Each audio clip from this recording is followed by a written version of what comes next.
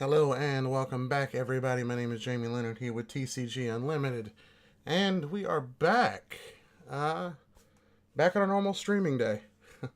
So, glad to be back. Glad to have you guys back with us today. And as we're still in our situation where Magic doesn't want to work, we're back with some more Yu-Gi-Oh! Which, don't get me wrong, I've actually been quite enjoying this game, so not really going to complain. I know new Magic set pretty much just dropped, but I got a feeling even if I try, it's just not going to work. So, we'll get around to it, guys. I promise we're going to figure this out. Even if I have to... Like, it's going to suck if I have to go buy another laptop just to be able to play Magic, but, you know, we'll deal with those situations as they come up. But yeah, guys, we're back, and we're going to try to have some fun today. Nothing really particularly planned, so if you guys want to see anything in particular, just let me know. We'll see what we can do. But for now, we're just gonna play some games and just see how they go. We need to finish our dual pass. We're at 71. Actually jumped 20 levels yesterday, just playing around with some stuff. Built a new deck. But I do want to show you guys some of the replays while we're waiting for people to get in, so we won't actually start any active games just yet. But yeah. I think we released some of these in some videos in the last couple days, but we're just going to kind of go through these just because I want to give you guys a good show of what some of these games look like. So let's see. Let's just get into it. I'll try to give commentary as best as I can, but some of these I don't remember. Some of these I do remember. And we'll just see how it goes. Okay, so this is the Weather Painter game. Okay. Now Weather Painters, I have really been enjoying this deck. It's one of those that really kind of lets you do some interesting things. I got lucky with the snow, because otherwise, if you miss the first canvas, it's a bad time, to be honest. But we get our rainy, we got a Mirror Force down. We're gonna get our snow back, which is great because she has a lot of defense. So very hard to get over that without some serious effort.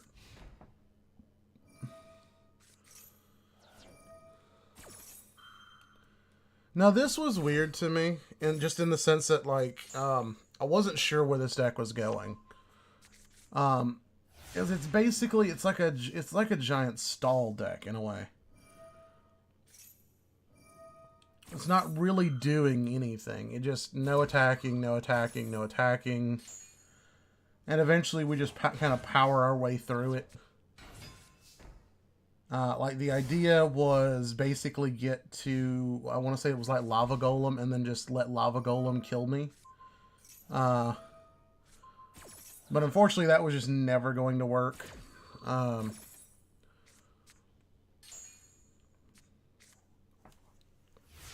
Yeah, so basically, that's all we're just going to do for the first several turns is just trying to get back on par.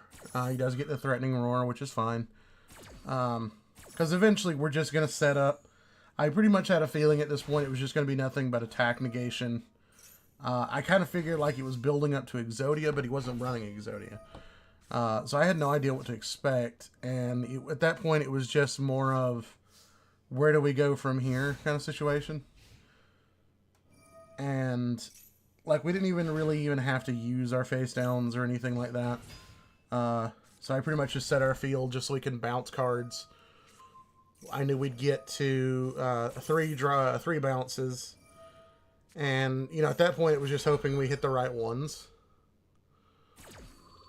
And if I remember correctly, we did. We did hit some good ones. So.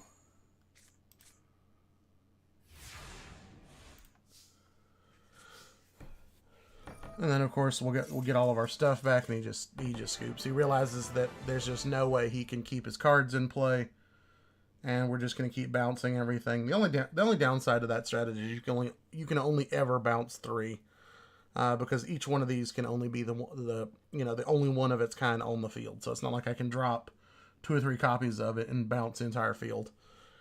Sadly, it just doesn't work that way. But, yeah.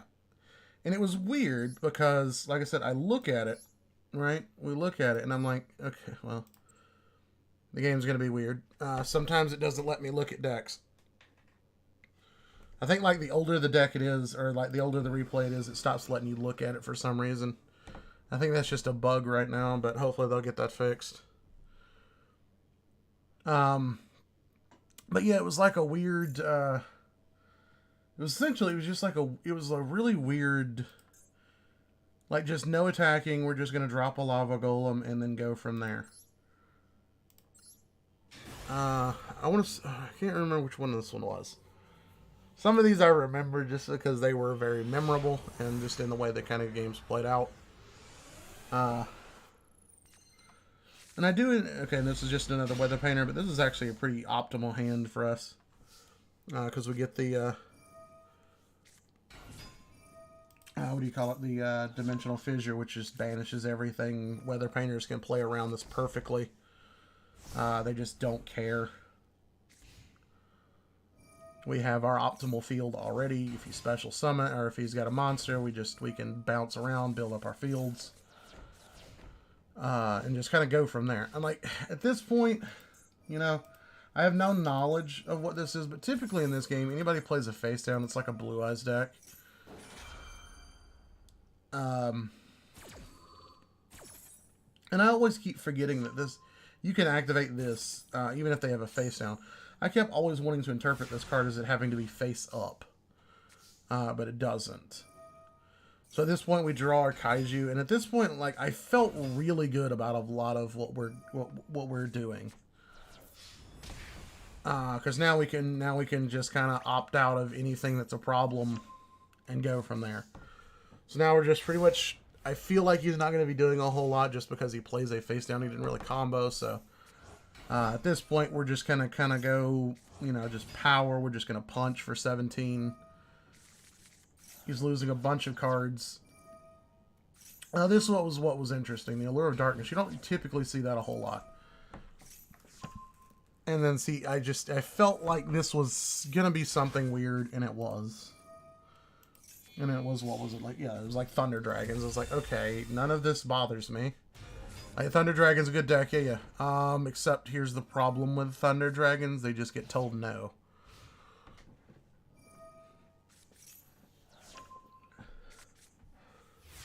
The deck is, Weather Painters are very good at what they do. And once their board sets up, it's just nigh impossible. And now, like I said, now we just kind of just start smacking them around.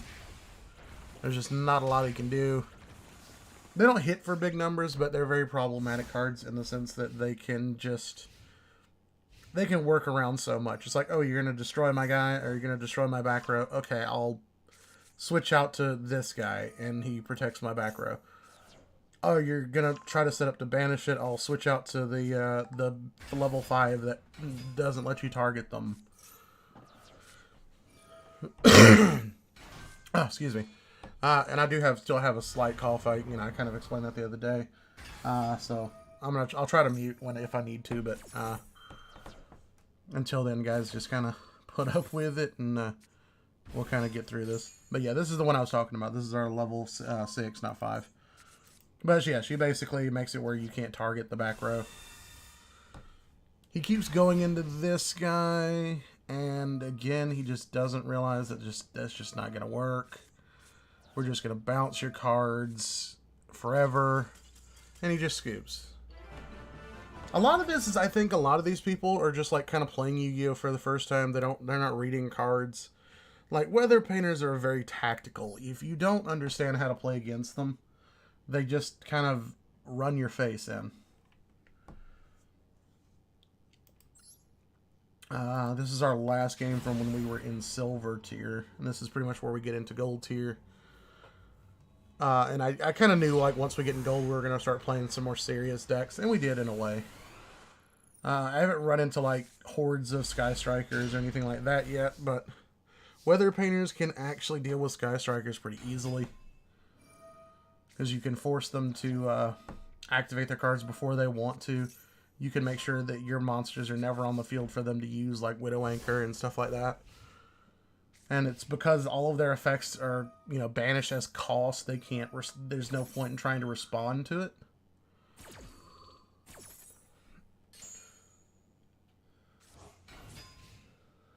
So it definitely makes the deck very hard to deal with. And the fact that you have to have multiple answers depending on how I respond makes the deck very difficult to deal with. Now this was a fun game. I remember this. He goes for ultimateness, and I'm just like, okay, like you don't scare me. Like, I understand how that card works. I understand it's like I have a bunch of negates, but you have to just understand I'm playing Weather Painters. They just don't care. They don't care about your negates. I have Kaijus. I don't care about your negates. So it's like, ooh, I have Herald. I'm like, that's lovely. Those are like, because it's like, this literally doesn't stop me. So we're just going to give him the Kaiju, and then we're just going to use Snow. He's going to Herald here, and that's fine. Because we're just going to pitch it off to this and go get the card we wanted anyway. And that's fine. The only downside is it did kind of stop us from being able to, basically, it did stop us from essentially getting the one we wanted and having it face up, because I would have liked to have bounced the Kaiju back to my hand, but it just didn't work that way. And again, it's just because, oh, you can't target my stuff, so I'm just going to go, yeah. And I've learned from trial and error to make sure that these are face up. Don't let them be resolving. Go on and flip them as soon as possible. There's no point keeping them face down. If your opponent's going to blow up your back row, they're going to do it anyway. So now here's the point. Here's the thing. Like, he's got one card right. He can negate once. And he just doesn't. This doesn't target. He realizes there's just no way I can Kaiju everything he does. And then bounce that Kaiju back to my hand. There's no out for him at that point. And he just scoops. But like I said, here's where things kind of start going like crazy. You start getting some really kind of crazy wins and some really good kind of gameplay. Because now we're in gold, and you know things kind of start getting kind of crazy in gold. So I don't remember exactly which game this was. Okay, this was the Exodia game. So yeah, for those of you that don't know, and again, it's weird how like people just don't read cards. So he's like, okay, I'm just going to go into this. And I'm like, no, I see Dragon Maids. Like, you're going to try to combo. That's fine. Let's see if you really want to commit to it. He's like, yeah, I'll take the Maxi Challenge. And I'm like, yeah, that's not too smart. Because it's like, okay, at this point, it's like, I know he's going to go for his fusion. I can't stop it. So we're going to negate it once. We're going to make him go back to the well a second time.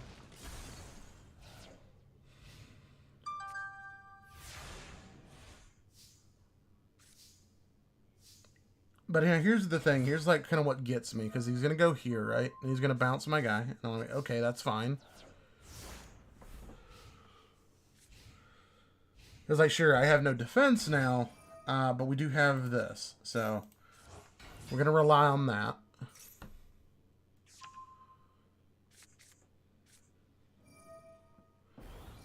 He's gonna actually eventually get like 2 of these in play just to kind of make these guys as beefy as possible, and it's just okay. I'm fine with this. He's gonna go into his fusion, which is great. It's kind of confused me. I didn't expect him to go. I expected him to just go straight into the dragon, but he didn't. But he's gonna get both eventually. He's gonna get this one here, and he's gonna actually make the dragon here in a second. And so doing that was kind of weird. Like, you don't really see them do it that way. But yeah, so he's going to pump up like 37 or so. He's just like, I got game. And I'm like, no.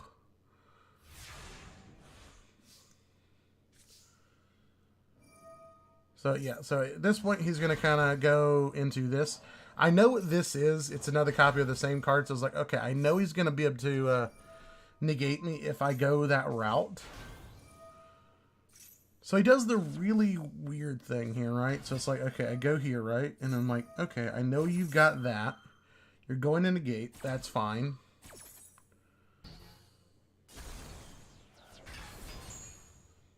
But I'm like, I know I can bring him back, so I'm not too concerned. We're just going to make sure we get this off the field so he can't bounce one of them again.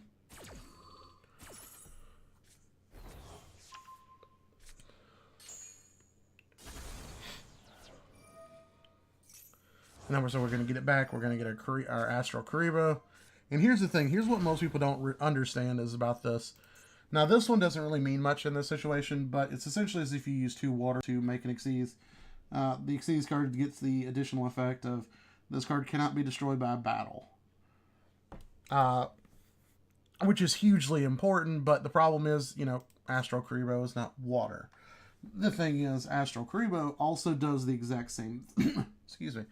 Does the exact same thing, except it also adds card effects, but, yeah.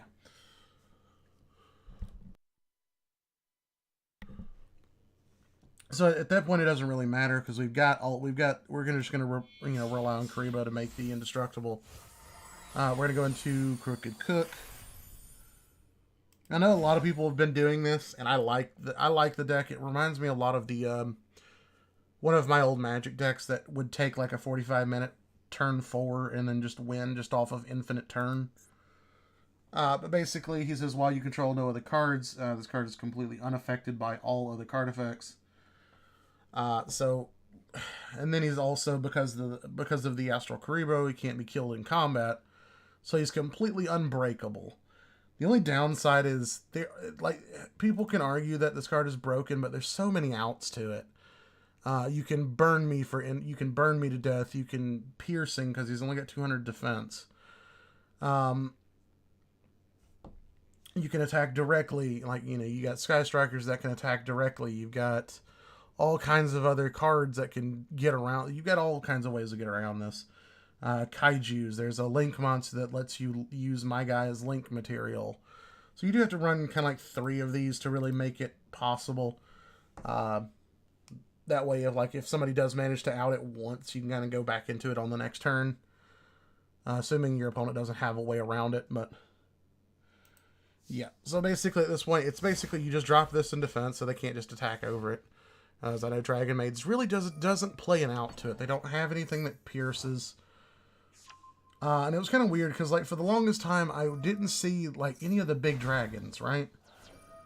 So I had the feeling is he not even playing any of the dragons? Because my thought process was, isn't there one dragon or something that isn't there one of the dragons that actually does piercing? And I just couldn't. I was like, I might be wrong. I don't know Dragon Maids that well. I want to build this at some point, not because it's good, just because I like the style. I like the art. And you guys know me. I don't play it because it's good. I play it because I like it. I play it because it's fun. But he's trying to blow it up. He can't. He's like, okay, I don't know why that didn't work. So we're going to go into her big dragon again. Maybe it's just because I'm just not hitting enough numbers. So we'll hit it twice, right? If I hit it twice, surely it'll die. No. Maybe it's one of those that if it, it can survive once. No. No, it is not. It can survive infinite battles. And he's just going to keep bringing out more and more cards. And that's fine, because essentially what Crooked Cook does at this point is just... you just draw pass. That's pretty much it. You just draw pass. So we're going to go ahead and speed this up just a little bit, because like I said, at this point, we're just sitting here. So yeah, so it's just basically he kind of realizes he can't win. He tries the Raigeki. Doesn't work. We have our own. I'm not going to bother because he's got the dragon. He can negate. So basically, you just sit here and attempt to draw into all of your copies of Exodia.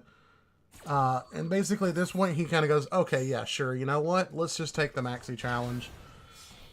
So he's just going to keep going into a bunch of cards. He's just going to keep letting me draw. I think at this point he's just kind of done with this game. So he just kind of keeps going into more and more cards. It's actually really funny. But at this point, we're at 4 pieces of Exodia. He has no outs to this card, so it was only a matter of time. It's either he decks out or I draw all 5 pieces of Exodia, which is... I like this deck for that fact. It basically is you can go out on your own terms or you can go out on mine, whichever you prefer. But we do eventually get our 5 pieces of Exodia, get this lovely animation, and that's game. For basically doing nothing the entire game except make 1 Xyz monster and then passing turns. This will definitely be our go-to deck when we have the Xyz event, just because of that's how broken this card is. But yeah, so that was this one. And I could have looked right here at the number of turns taken, and knew that was Crooked Cook, but now this is 3 turns, so this must be Weather Painters. Because typically most people will realize that I've set up an Unbreakable board in 3 turns and then quit. Oh no, it's actually Dark Magicians. I don't normally set up an Unbreakable board with Dark Magicians, but I do remember this game because this was kind of an awkward game. This was kind of like one of those games where it's like, what are these cards? And I was having to, like, I'd never really seen those before, so it was kind of an interesting thing to see. So he's going to go into his, and then it's like, I see egg, so I was like, oh, it's like a Blue Eyes hybrid thing. And it's like, this is weird. But he goes Blue Eyes, and I'm like, okay, I can do that. So it's just going to draw, go into Lightning Vortex, destroy his monsters. Like, yeah, it's fine.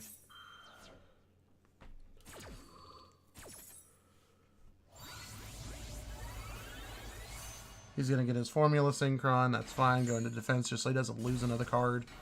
But you've lost all your important things. We're going to ditch this to get the Dark Magician here. I just for fun, is like, I want your Blue Eyes. Because, like, weirdly enough, like, I kind of had game here. So I just kind of wanted to just make it worse. We find another circle, so if he does manage to banish it off of the Blue Eyes card, it's fine. It's not a big deal. But oddly, he doesn't. He kind of goes back to the well. He tries to find the 2 cards he used before. And he's going to go back to that again. But he realizes it probably doesn't matter. I probably have Eternal Soul, and I do. And he just scoops. Now this one was, what, 7 turns? So yeah, this might be a Dark Magician game. Because typically the games don't last that long if it's Weather Painters. Because like I said, people just realize they don't have a chance and they'll kind of scoop. Yeah, this is Dark Magicians. This is actually the one, kind of a weird one that I kind of like oddly enjoyed. Like, I really had no plays here. So yeah, it was kind of go into the Dark Magician, be ready, and then kind of go into this. Like, I was kind of like heavily expecting to lose this, right? Because again, I had no knowledge of what this deck was going to do, but at this point it was like, you know what? I don't really want to take the chance. And then look, it was Blue Eyes. So obviously, our guy is going to give us plenty of chances to play cards. Or to draw some really good stuff, so.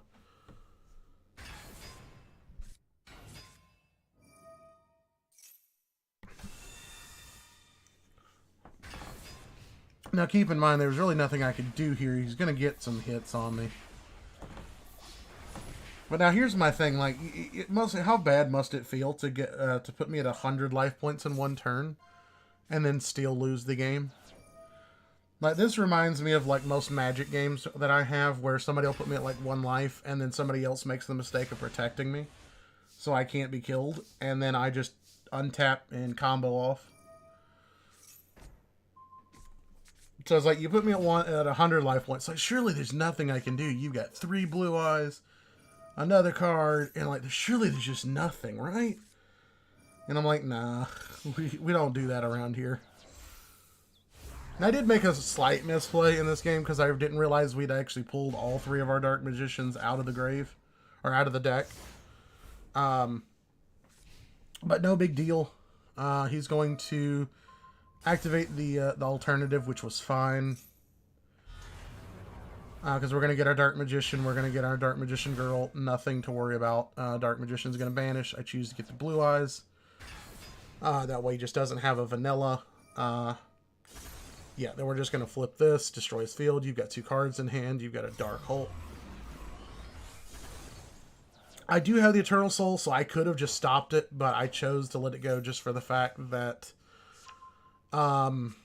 we're essentially going to get... This way we actually guarantee that we're going to get both back. He goes into this thing, and I don't... Like, I'm not entirely familiar with this. I mean, I know it's World Legacy, but I'm not, like, 100% familiar with World Legacy. It's like, I read through it and it's like, there's nothing that stops me. It, you know, it's like lowers my attack or something, and I'm like, I don't really care. Because, I mean, like, look, we're, you know, we're here. And so it's like, so remember, we banished 1, we used 1 for the Xyz, and there's our 3rd. So I'm thinking, I made the mistake of thinking that there was still like 1 in the deck, right? But there wasn't. So I was like, okay, we're just going to go this way, right? I don't have game, just because we're just a little bit off. If we had managed to get the Dark Magician, it would have been game. But because this guy attacked, we're just going to go ahead and link him off, or Xyz him off into Zeus. So now we have protection in the form of counter. Because we're going to go ahead and link off the Dark Magician into Link Spider. So now we have a target for Eternal Soul. If we activate the Eternal Soul, we'll get the illusion. So we've got plenty of protection. At this point, I weirdly chose to go ahead and just get the Dark Magician. And that was kind of weird. There's really no reason I should have done that, but I just had a feeling. Like, Blue Eyes, 1 card. There's just not a lot Blue Eyes can do with 1 card. Just in case he had... you know, something that just you know, destroys all defense or all attack position. I just chose to let them stay in defense, or something that negates attacks. You know, that'd be a bad time for like a battle fader. So I was like, okay, we'll just play it safe. Keep anything that needs to be in defense, and just let Dark Magician swing for the win. But yeah. Okay, so now we're kind of getting into the last couple games where there was like really interesting. Like, you see these 3 wins right here, whether it's just 2 turns. Like, this is where we really kind of get into the fun, my really fun deck that I just made. So we've got 1 more game before that. I want to say this was back to Weather Painters. You guys know me, I like to swap around decks a lot, so I don't like to play any one thing for a long amount of time. I like to kind of keep it fresh. It kind of keeps me from getting bored with it. Now, this was not the most optimal hand, because obviously we only have 1 Weather Painter, so our Hall of the Fallen is not going to do a lot of good. But it's this card. This card is MVP in this game. Like, I had a feeling I knew where this was going to go, and I just didn't care. Because essentially he's going to go, I want to say it was like Lightning Vortex, or even like Harpy's Feather Duster or something here. And I was perfectly fine with it. Because I want to say this was like, what deck was this? It's like Evil Twins or something like that. Yeah, so he goes Lightning Vortex. And I'm like, okay. And see, here's the misway. Like, I shouldn't have done that. I should have just let him have this. But it's like, okay, you know what? I'll just go ahead and go get another piece. That's fine. But this, because it basically it just lets me cheat out any card in my extra deck. So I'm just going to go get Ultimate Falcon. Ultimate Falcon is completely unaffected by all card effects. So you literally have to beat stick over this thing. And if you can't beat stick over it, then it doesn't matter. And it's Maloshe, that's right. And he's just like, okay, well, none of my card effects can work. I can't get up to 35. And he just scoops. Okay, so now we're going to get into like these last few games where it's things just took a really weird gameplay. But I really enjoy this deck. It's like, you know, you're winning or you're losing on your first turn. And if you don't go first, it's kind of awkward. But if you go first, your hand's good enough, it's an instant win. So this is basically Nurse Burn. This deck has been around for ages, but it's gotten a lot better over the years, especially with the kind of wonky ban list that this game has. So basically, it's just Nurse, get a bunch of cards. You're just trying to get to a good point. This was kind of a bad play. He should not have done this. He should have waited. Because here's the thing, right? Like, I'm literally just, like, holding my button, so I can respond on draw. So, basically, if for those of you that don't play Yu-Gi-Oh! Or don't know a lot about what this deck does, is your Nurse here says, any effect that would make your opponent gain life points, inflict the same amount of damage to them instead. So, basically, anything that does benefit you actually hurts you. So you have cards like this gift card that says that your opponent gains 3,000 life points. Well, instead of gain it, they lose it. So typically this card would be insanely horrible. There's no reason you would ever play this. So essentially what you're doing is, so now you're dealing 3,000 instead of giving 3,000. Try and guess. I like this card. Like, it's very situational, but I love this card.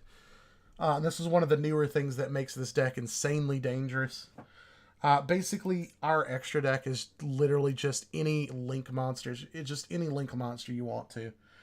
Because what Try and Guess does is, if each player has an extra deck, which in ranked, there's no way you don't.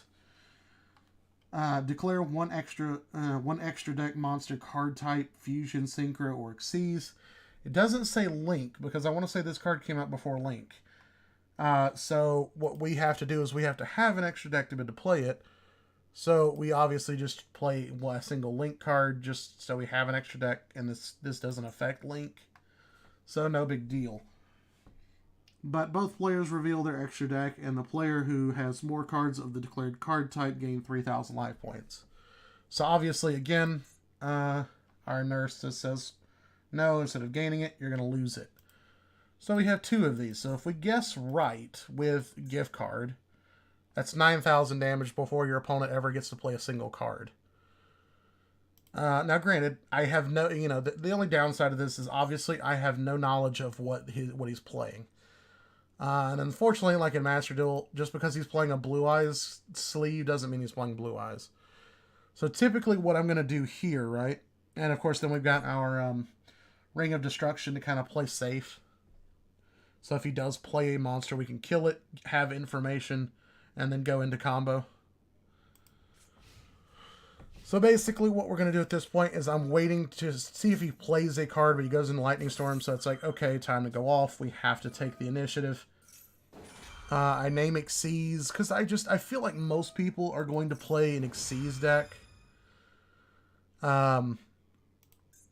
Or at least there's going to be like one Xyz. It's either because like most people are going to play things like Zeus, stuff like that for their like major out cards. And like most decks have at least one Xyz card they like to go into. So I just felt like it was the safer choice. And of course, it's not going to show us his extra deck, but he did have like three Xyz cards. And because obviously he has more Xyz cards than us, he loses 3,000 life points because of Nurse. So he gets to, his essential entire game was, I get to play Lightning Vortex and lose in response. And basically these games are exactly like that.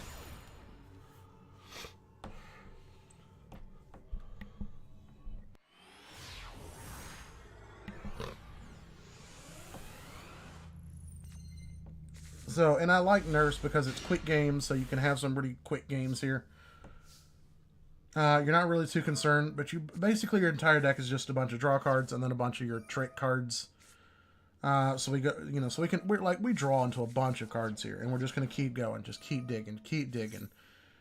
Like, look, how many cards was that? It's. But eventually we do find into this. We're gonna go into that. I know I have game here. It's just I needed to get to the Nurse. So we've got Nurse. We'll go ahead and Goblin into another card. Can't do anything with this, but I want to just go ahead and play it face down just because we would have had to have discarded our entire hand afterwards. So yeah, it's like I'm fine with pot. There's no problem there. I go, oh, Dark Magician. Okay, all right. Try and guess. We're gonna name Xyz just because I have an illusion. So we're gonna go double Xyz and then gift card. So there's your 9,000. He actually ran like a large amount of, like an insanely large amount of fusion. I should have named fusion because it was really weird. Like my Dark Magician runs more Xyz than it does fusions. So it's really weird. Like I just don't know if he's just going for a different thing or not. But like the minute I see Dark Magic Circle, I'm like, okay, I know what the deck is. I know what the deck runs. So to really play this deck effectively, you do kind of have to know a lot of the decks and what a lot of the decks are going to be running. Otherwise, like, it just doesn't work, right? So, like, let's see. Is it going to let me... Yeah, so, like, okay. So, it's like, see, as you can see, he's, like, 99% just, you know, fusions. One Link, which is... Yeah, Crowley, which is the proper choice. And then he's got the 3 Eben. So, yeah, definitely should have chosen fusion, but, like, I just don't know many people that actually run... like 3 of these, 2 of these, you know, 2 of this, 3 of this.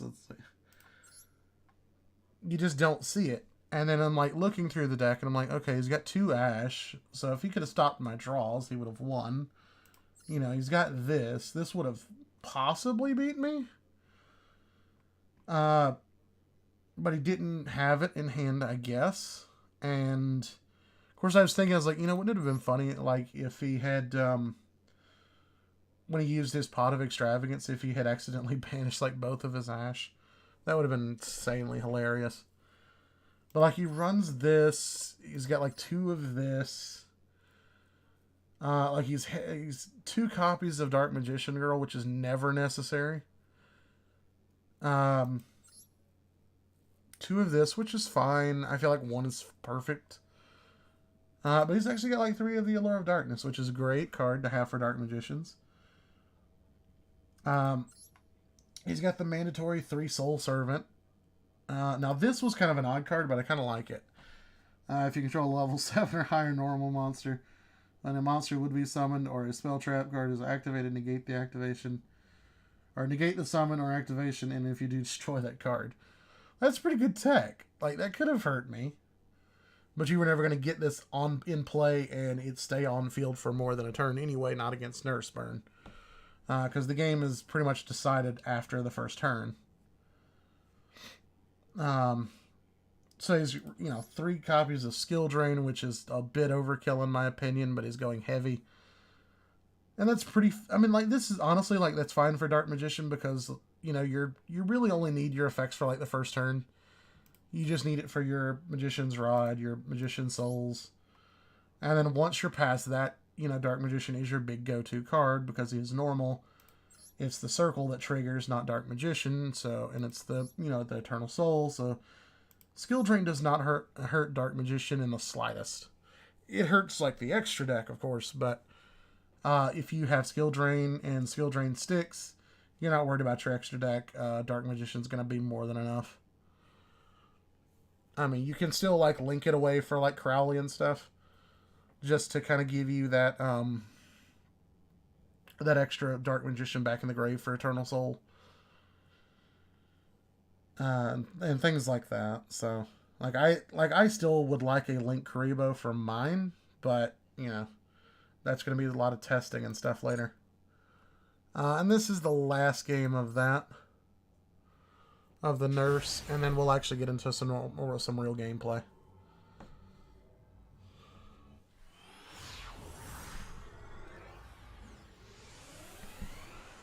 Okay. So again, like, I'm looking at it and I'm like, this is not a good hand. This is just not a good hand. But we're going to go here. We're going to go ahead and get this card because we can use this to discard the other copy of this, which is dead now. Get us 2 more cards. The only this is the thing, right? Like, you draw into a brick and you're kind of done. But we got 2 gift cards, and that's the thing. Now, some of this was just, you know, icing on the cake. We're going to go ahead and choose our goblin, get our goblin. Because at this one, it's like, okay, well, what do we do? What is our options? And then we go, okay, well, you know, hey, we got both of them. So we got 2 gift cards. It's automatically 6, and it's just, we've got them at 8. So we just need 2,000 more. And we just kind of go all in. Can you stop me? No. So my guys started a game of Yu-Gi-Oh! To draw a card and lose.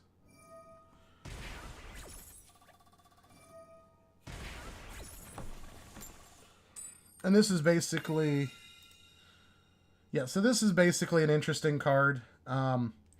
You flip a coin. Each person flips the coin. If you win the coin, if you get a heads, you get 2,000. If you get a tails, you take 2,000 damage. But Nurse, obviously, you're taking 2,000 damage regardless. But this card can either make or break you, and it can seriously hurt you. Because if you're low, the game can come down to whether you win a coin flip or not. Let's see, he takes the 2,000. I would have gained 2,000 had the effect needed to resolve. And I do like the fact that he takes the damage, then you take the damage. It's not like simultaneous. So, you know, if you both flip tails without a Nurse, then they still lose, you know. So I do like the deck. You can kind of go through a lot of games very quickly. And you get a lot of those moments where it's just the game goes 2 turns. And it's, you know, people's like, I'm gonna play ranked. And it's like, what did you get to do in that game? Oh, I drew a card and lost. I drew a card because I chose to play Yu-Gi-Oh! So, yeah. Alright, but so let's actually get into some, some games. And let's play Nurse. Let's play Nurse. We're not looking to do anything particular. I doubt we're going to get Platinum this season. It would be nice, but I doubt we're going to do it. Again, let's see if we can kind of get some information off of Sleeves. No, he's not playing Sleeves. And this is kind of an awkward hand. Okay. So we're just going to go Pot of Duality. Does he have Ash?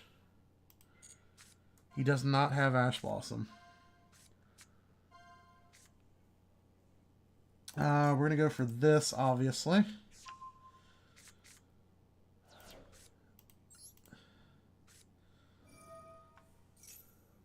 No, we're not going to chain. I'm going to go and get our Nurse. Okay, so we get Nurse. Alright, so we got to remember, alright, so, alright, let's set it down in the order that we need to activate it, because that makes things a lot easier. So, I need this to resolve kind of first. So, we can, what is this, paths. Okay, so let's go... You first. You second. You third. And you fourth. And we place them out like this so we can kind of dodge any kind of like column negates. Because now we actually have to, because let's see, it's 2,000. This does damage for equal to the number of cards. But I need him to actually play a monster. That's the thing. So if he goes Lightning Storm, we have to go ahead and activate. But we'll see. Paladin of Felgrand. Okay.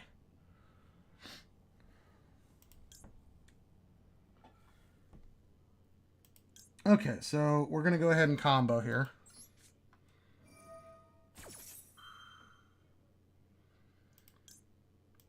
Wombo combo.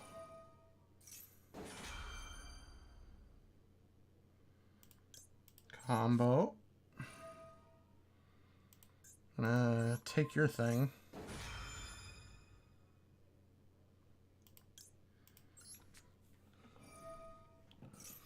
And then Chain Strike. Chain Strike has to be like the very first thing to resolve.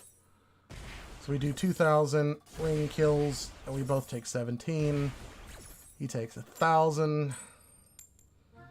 He's going to take 2,000. We're going to take 2,000. And he's at 1,300. We pretty much lose, but we were close.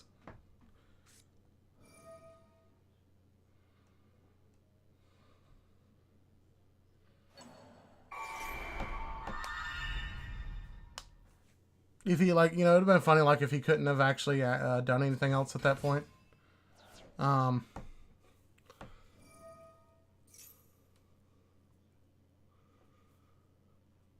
Yeah, we were just, like, we were one card off. We just needed one more thing. Like, if that, instead of the thing that did 12, if that had been a, Oh, he passed the turn. What do you do? This card is normal or special summoned. You can equip one level 7 or 8 dragon monster from your hand or deck to this card. This card is unaffected by other monsters' effects. While equipped with an equipped card, you contribute one monster and this card, then target one level 7 or 8 dragon monster. Oh, okay. So you don't actually do anything that I have to be afraid of. The problem is it's a Blue Eyes deck.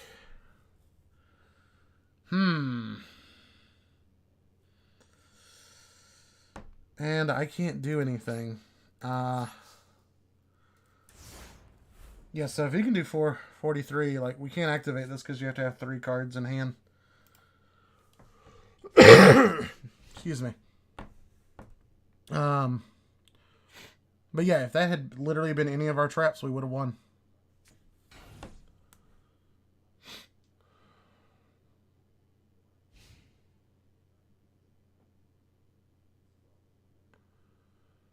So now we'll lose our nurse.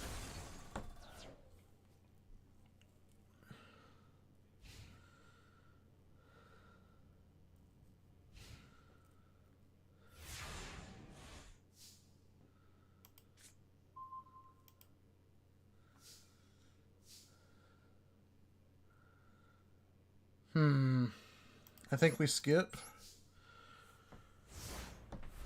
If he can't do 4,000 damage, we have a chance depending on what we draw because we'll get our card online next turn. This will do 1,000. So we could draw another one. But the only problem is that this does also do us 500. I think we lose. Especially if he can just flip this.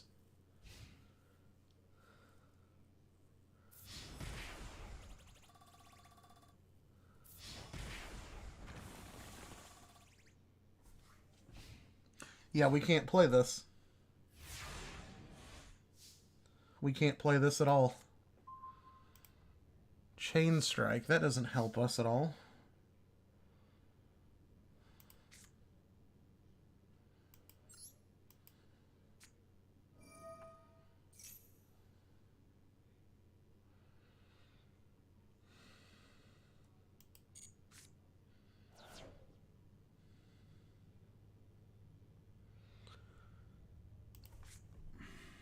Well, we can go out on our own terms. You guys want to go out on our own terms?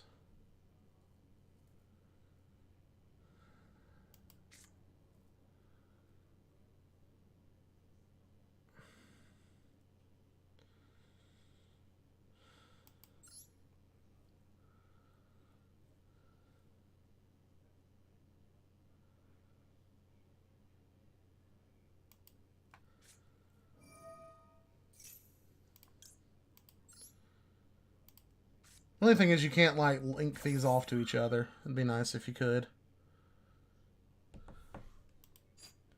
Wait, it says you can't do that.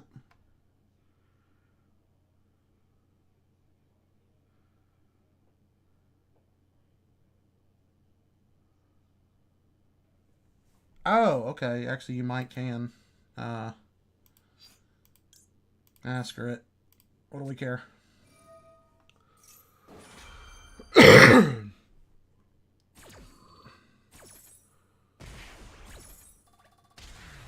Oh, we actually did it. Okay, that works. Imagine putting us at 500 and we still win.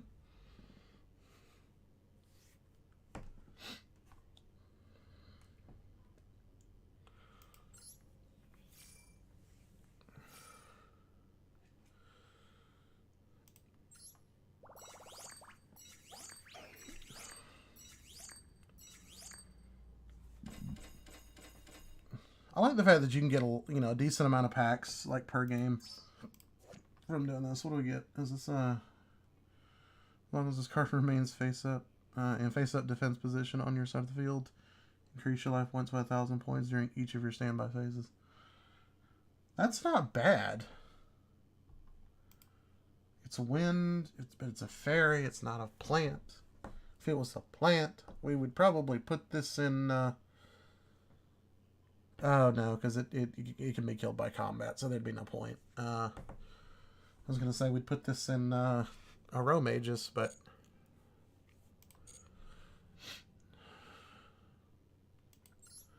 let's go open some packs. I feel like opening some packs. Not gonna be anything incredible, just because we're gonna be opening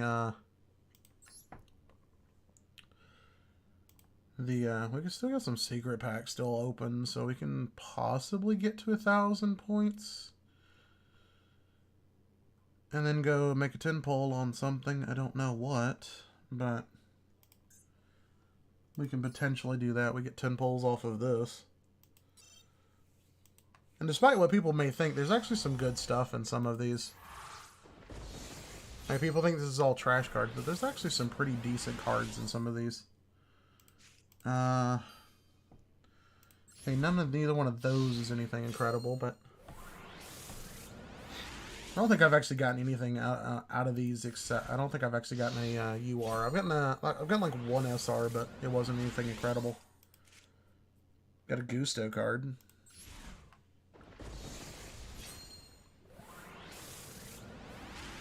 Oh, okay, well there's our first UR out of this. And it's going to be a card that I probably will never use. What does this say? I guess technically this would be... I don't know. Well, this isn't a Cyber Dragon kind of card.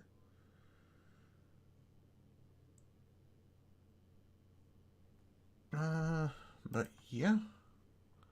That's a bird.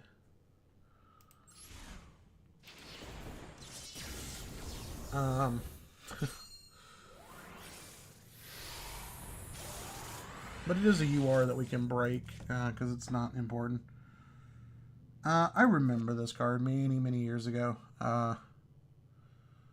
This was actually a pretty decent card for getting rid of things for, like, budget people way back when. Because that's the thing, like, I've been around long enough for, like, the start of a lot of card games. So I remember some of the very first cards for a lot of these. Like, I remember when Yu-Gi-Oh! First started, and, you know, you were basically playing just a bunch of these very bad cards. I didn't play anything, like, competitive or anything. It was pretty much just smash a bunch of what I liked together and play it, and you didn't really care if you won or not. Okay, so, like, any kind of Raid Raptor card that you get out of here is pretty good, because Raid Raptors are still fun. You're probably not going to win with Raid Raptors anymore, but it's still fun. I'm going to get an SR at least. Okay, it's a bad SR, but that's fine. 1,000 Dragons. See, that's not bad if you want to play, like, you know, character fights with some, or something like that with some friends at one point. Solemn Wish is definitely a decent card. If I choose to build my poison deck again. So yeah. Let's see, we have 7 more packs. Let's do that. And you're basically just doing this for the, you know, some of the older cards, really. I mean, sure, I admit that.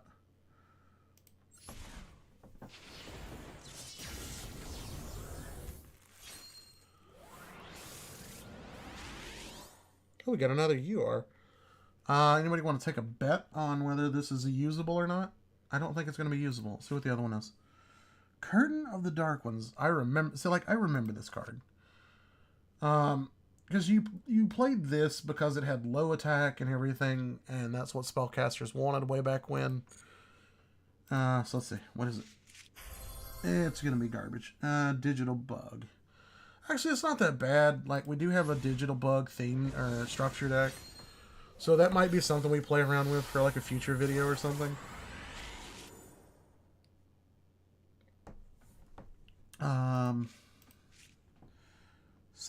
Psychics were always actually pretty fun to me.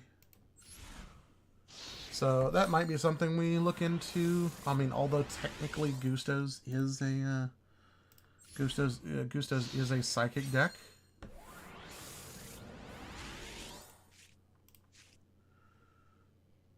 Synchro Blast Wave. That takes me back a little bit. World Chalice cards.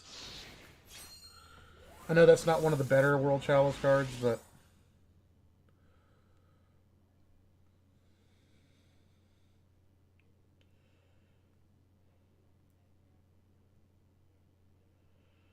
message a friend of mine, see if he wants to play a little bit.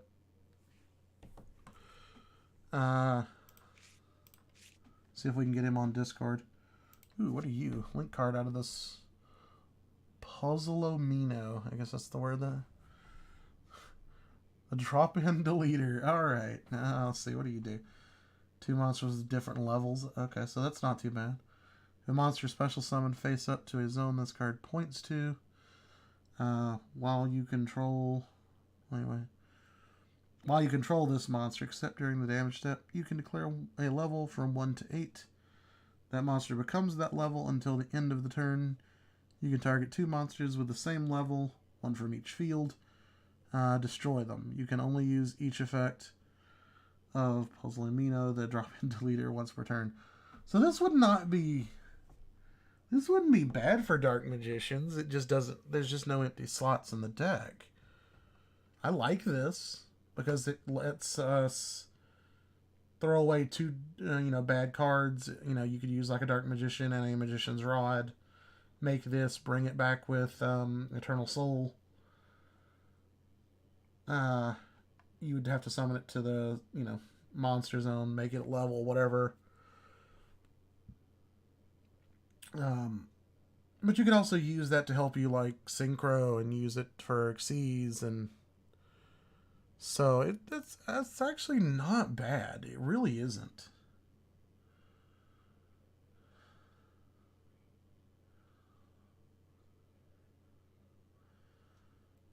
So, essentially, this is not a once per turn.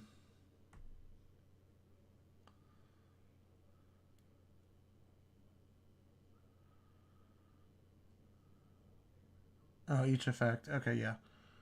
I that's the thing is, like, I don't like the fact that Yu-Gi-Oh makes it where it's like the conditions are on the very end of the card, so you've read all the cool stuff, and then it's, oh yeah, by the way, you can only use once of these once per turn. Like, Magic just slaps that shit right at the top and like, look, we're telling you now, you can't abuse this.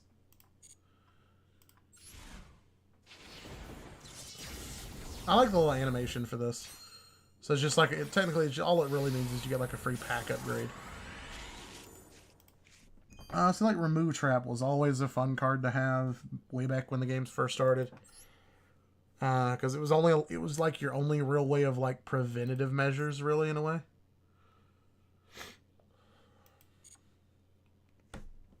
Okay, so we've got a couple of things we got to do here.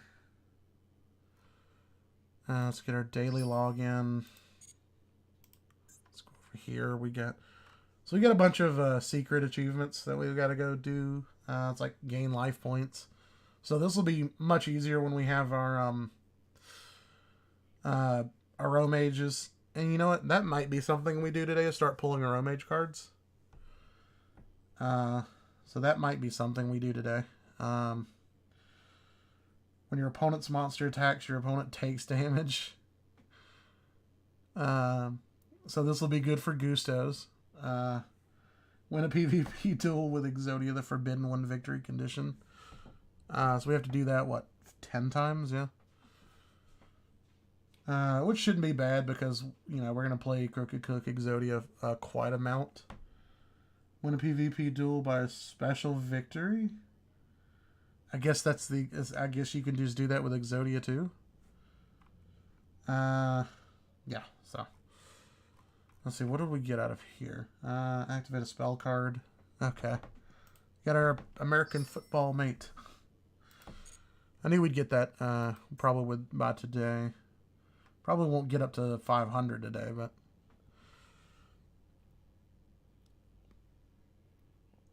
so we should be, what, down to 7? Yeah. But let's go ahead, you know, let's go ahead and get the spectate out of the way. Oh, excuse me. Alice snuck up on me.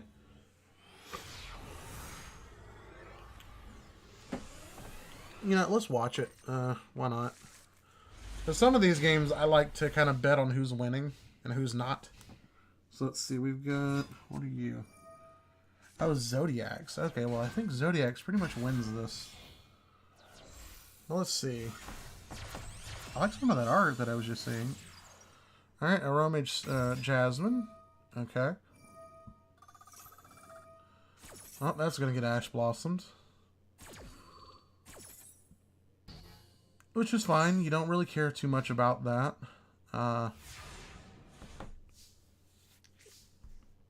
And if this was genuine Aromages, that turn would have been much better.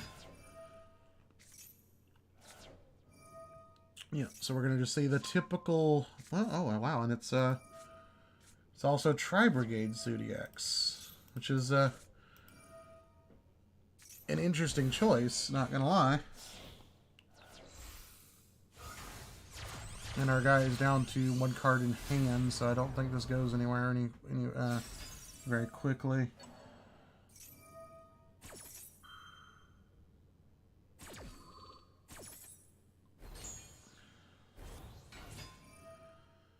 Alright, so we've got our Access Code Talker.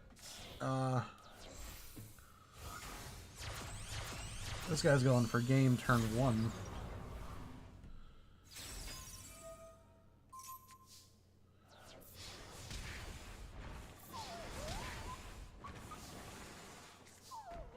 Alright, our guy's down 200 life points. Can he pull an us and pull the 2-card combo?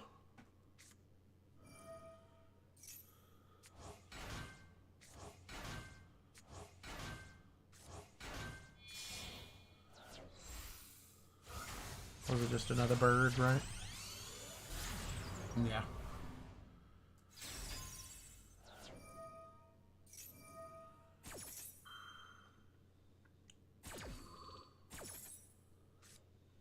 So this is more Tri-Brigade than it was Zodiacs, but still.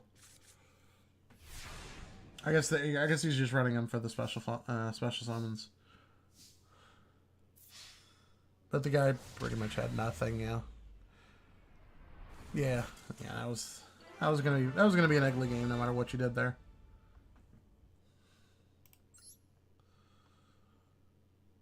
That's also why I don't really care for Tri-Brigade. I think it's kind of boring. I don't feel like there's anything entertaining about watching it.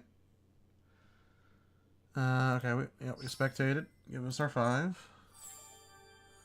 Puts us over 900. And of course, guys, we're doing the trick that apparently was discovered that basically lets you get, was it 160 gems every single day forever? Basically, the trick is you just only claim these 3, the 250s and the 30. You can claim your daily, and you can claim the spectate because it's a different categories. Basically, you just complete these 3, so it's just win twice in ranked, win once in ranked, and then play 3 games. And then just don't claim any of the other ones, because basically it's a random 3 that you're given every day, but it can't give you like this one twice. So if you only do these 3, it gives you these 3 again. You do these 3 again, it gives you the same 3 again. So, and these are your like 3 highest ones that you get, and then you just wait till like the last day of the season or whatever, and then just claim them all just to get those extra 20s. But yeah, so it would take you like a couple of days to get all of these to spawn in, and then get the 3 you need, because you might only get one day. But you just keep doing that until you get all 3, and then you just start, plussing. The only downside is it does require you to play this every day. Which, for people like me, that's fine. But, well, it is what it is for some, though. Alright, so I would like to get to 100 today, but I doubt that that's going to happen. But we'll see. We'll see. Let me see if there was any response from my friend.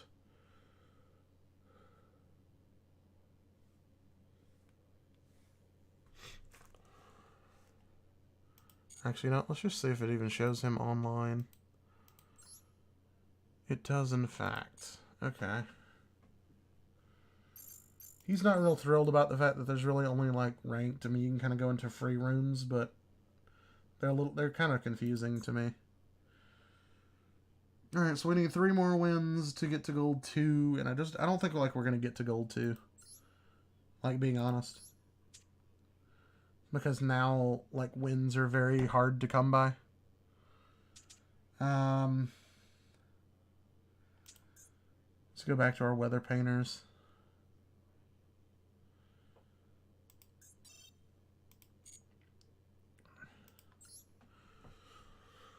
Because I feel like competitively, our weather painters are going to be like the better things to go to play with.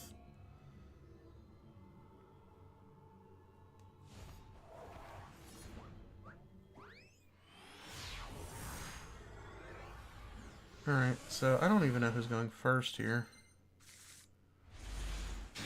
I wasn't even paying attention to who goes first.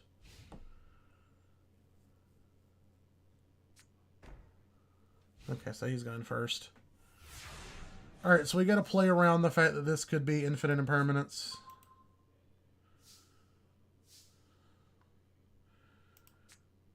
But weirdly enough, that doesn't change how this gets played out. We're going to play that over there. Because I try to reserve like one of the end spaces for like these cards specifically. Why can't I activate this? Oh, you have to do it at the start of the main phase. Let's do the Weather Painter's Sun.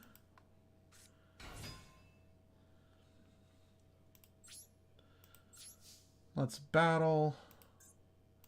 Sun attacks. We're not going to activate effects.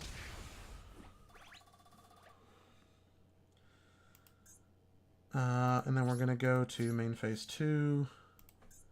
Now we're going to activate the effect. And we're going to get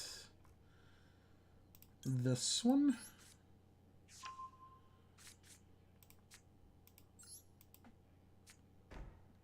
And I think we'll pretty much be good there. Excuse me. Alright, so and basically all the weather painters have the unique effect that during the next standby phase, after they were banished by their own effects, they can come back. We're going to go ahead and flip this, because I've learned that you can't actually trigger their effects if they're still attempting to resolve. So you need to let these resolve before your card ever gets in play. So now we can pretty much tag out if the situation looks bad.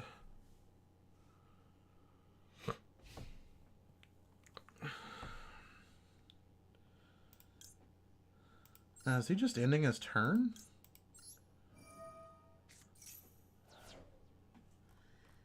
This man is just mad lad. Alright, you know what? Let's get Weather Painter's Snow to our hand.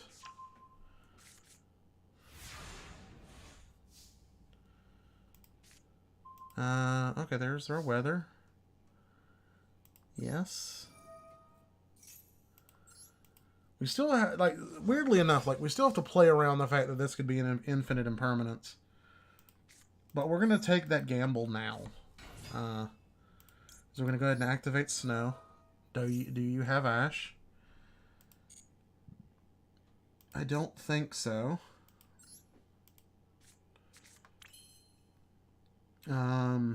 Okay. Battle. Attack.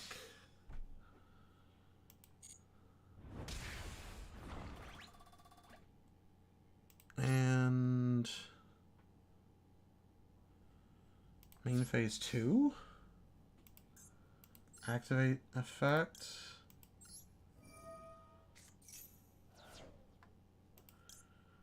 Activate effect.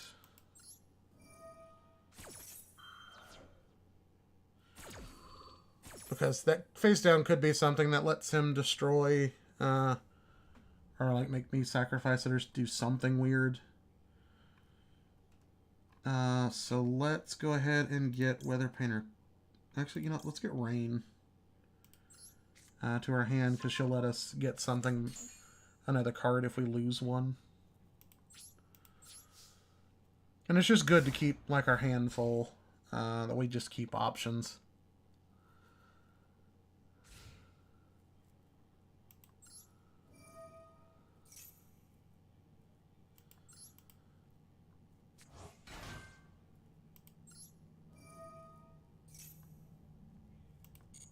No, we're going to go here. We'll let Snow be our weather card go-to card. All right, Manju. That's fine. You can have a Manju. What ritual are you playing? Are you playing Blue Eyes? You are playing Blue Eyes. Yay.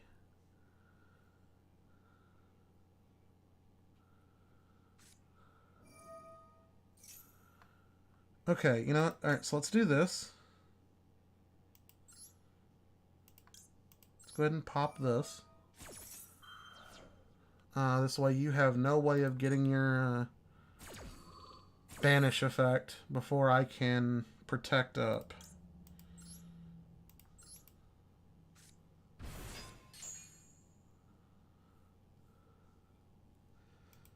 His connection's bad. What a surprise! You're playing Blue Eyes, and you're as bad at playing this game as your connection is. That's a little mean. Oh no! It's a Blue Eyes Chaos Max. Whatever shall I do? When your boy doesn't read cards. I don't target, you dumb nut. Swing. Please, God, swing. Be dumb enough to swing at me. Your cards, you're going to lose your Chaos Max. GG.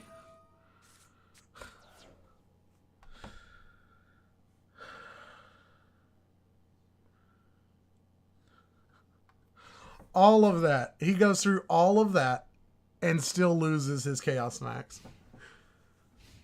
My guy is not too intelligent. Alright. So we're going to get another Weather Painter card. That's fine. Weather Painter Snow. No. I don't really care about your face down, to be honest now. Weather Painter Aura, yes. No. You're going to go there just in case that face down is something I need to be afraid of. And then we're going to do something fun, right? Everybody likes to do fun. So we're going to go ahead and summon you. Rain. Then we're going to go ahead and link summon you, and you. You're going to go over there.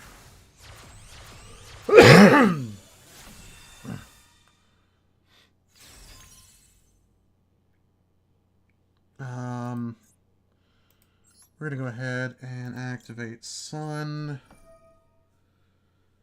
We're going to send you, we're going to full send you, okay? And then Sun is going to come back here. I'm going to go ahead and set you face up there.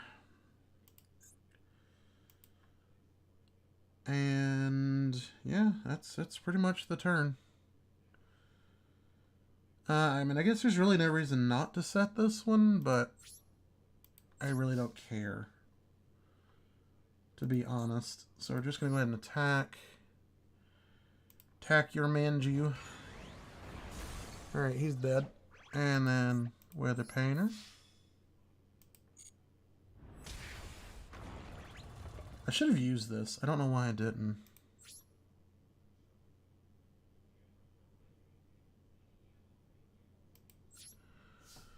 End phase.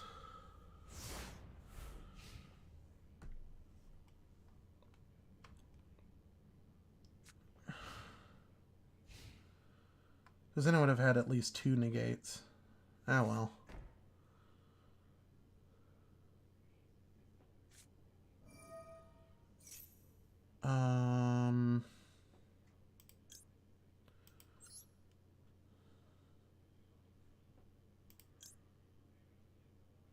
No.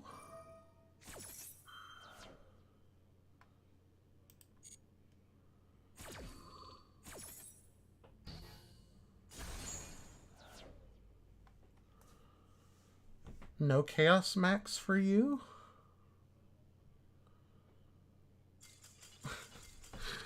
Oh, when you don't read cards, guys. When you don't read cards. No, like, that's the thing, is like, when Weather Painters get their Link monster out, it's game over. There's no coming back. They have 4 Omni negates on, you know, repeatable. I mean, 3 repeatable, 1 non, but still, you've got 3 repeatable Omni negates, and then the Link monster herself is a negate. So, yeah, I mean, once the deck's set, once we get our Link monster out, that's game over. There's no coming back from that.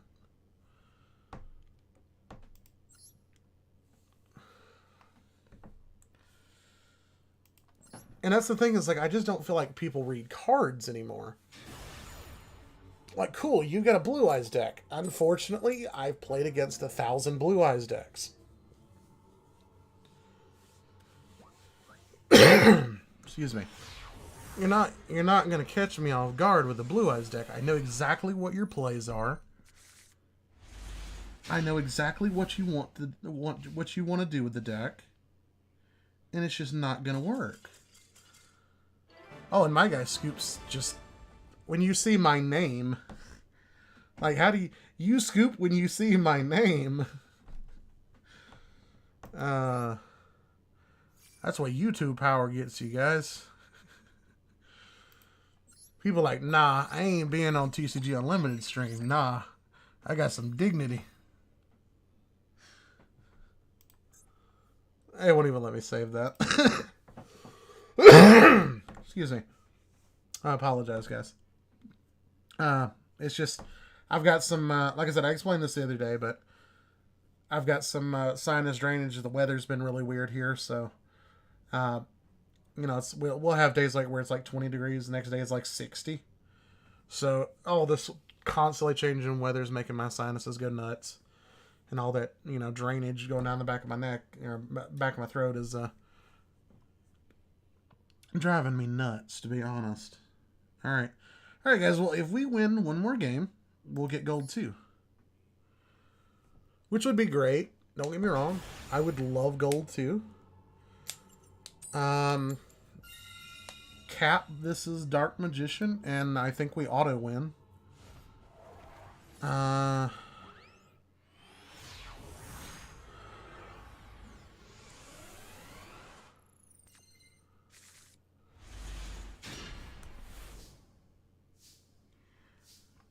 Whew, okay.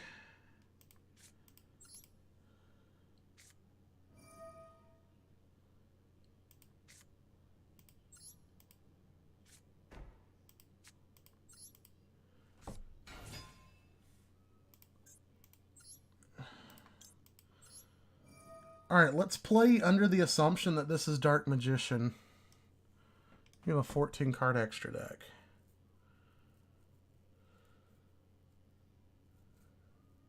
Do you have Ash? That's the question.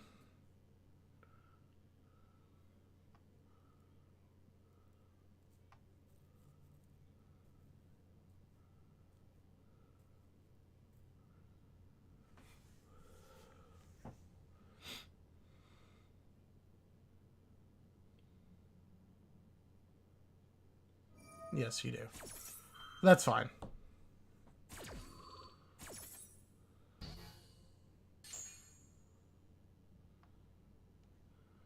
We'll go ahead and pass there.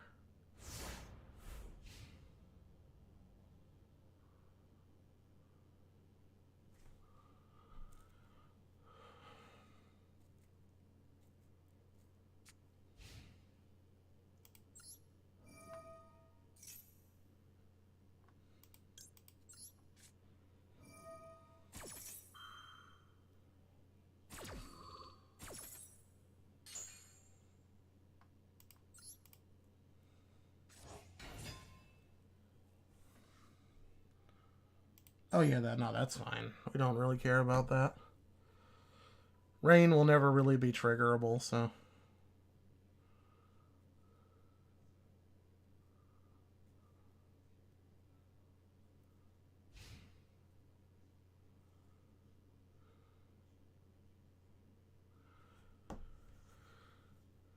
Now, Lightning Vortex could be bad for us.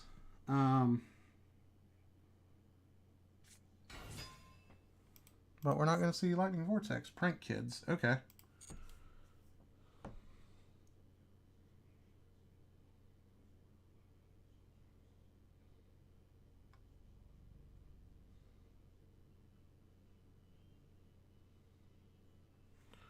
Not too concerned about that, actually.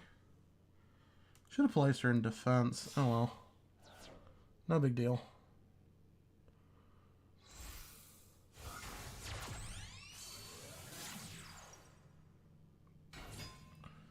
Alright, got his dog.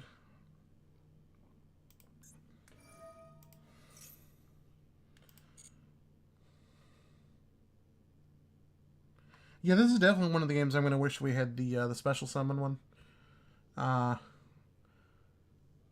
Because I know that prank kids have some utility to like deal with back rows. So this might be like a time when we have to go rain into another copy of Snowy Canvas.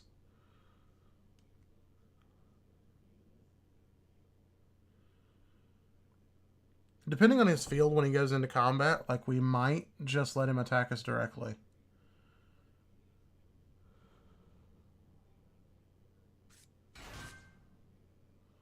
Okay.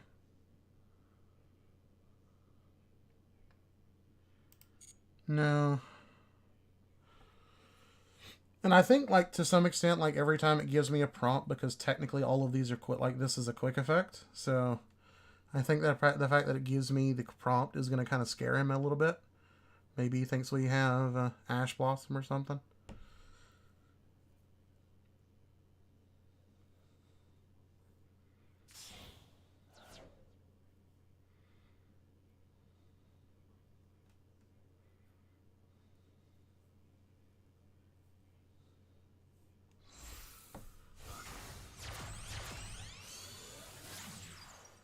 Okay.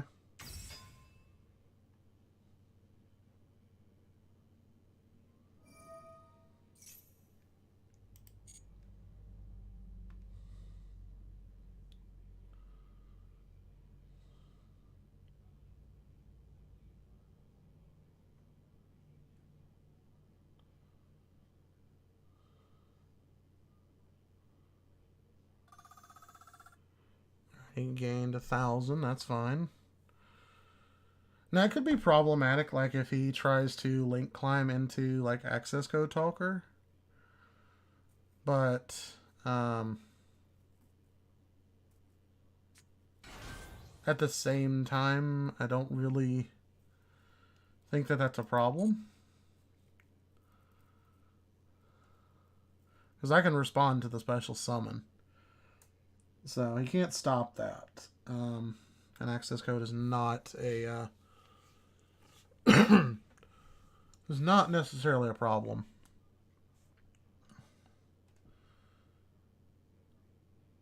Alright, so he's going to go combat here.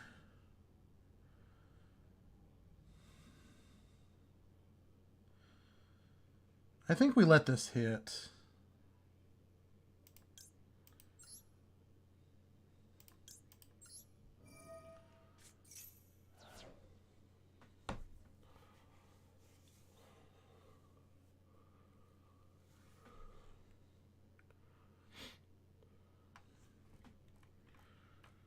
And I think the one we want here is Weather Painter's Snow.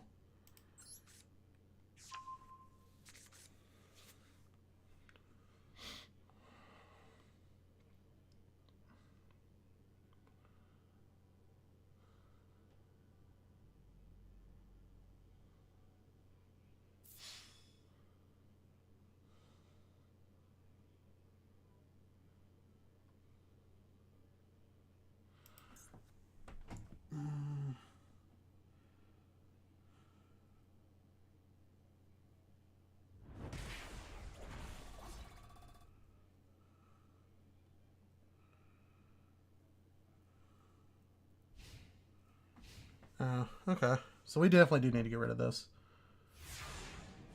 Alright, so what we do here is if we get to standby phase, which we do, so we're going to go ahead and get rain back.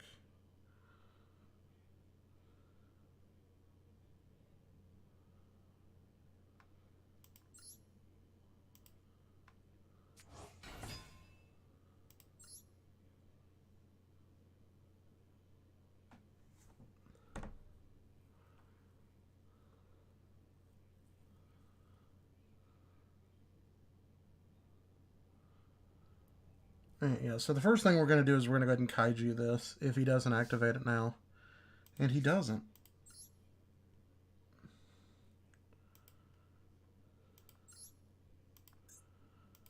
So we're going to kaiju that away.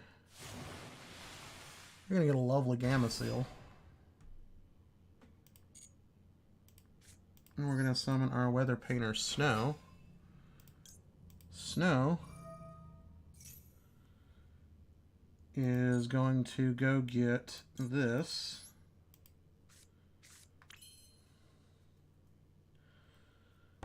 And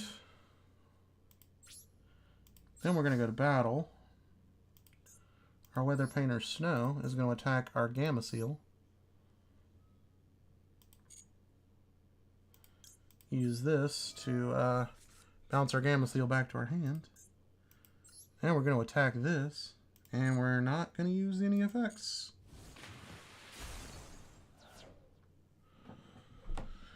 And then we're going to go to main phase 2. We're going to activate this. Tutor up a card. And I think what we do here... Yeah, I think we're just going to go ahead and grab this.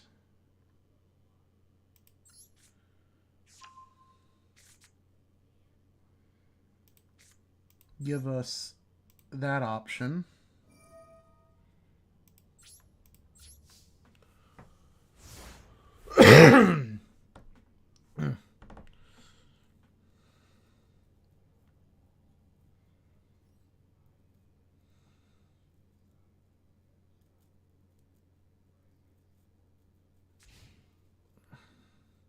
Yes.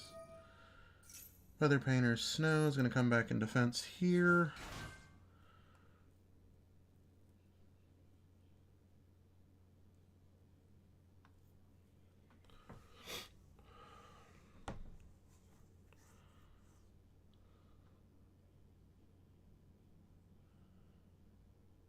And our Weather Painter Rain.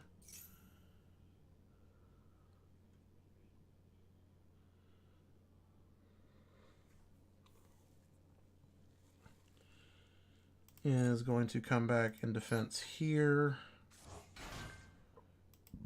That's fine. Rain has no target. That's fine.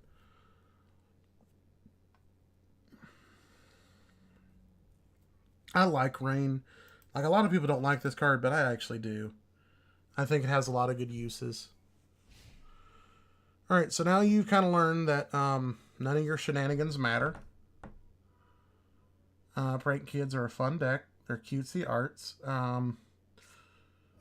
But yeah, you gotta deal with this.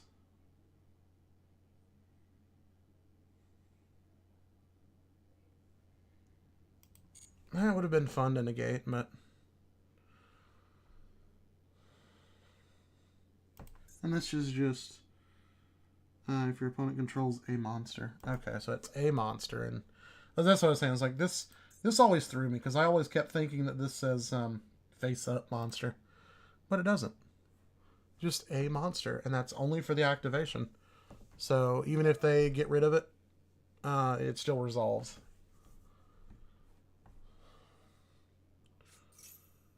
But sure, you get a token.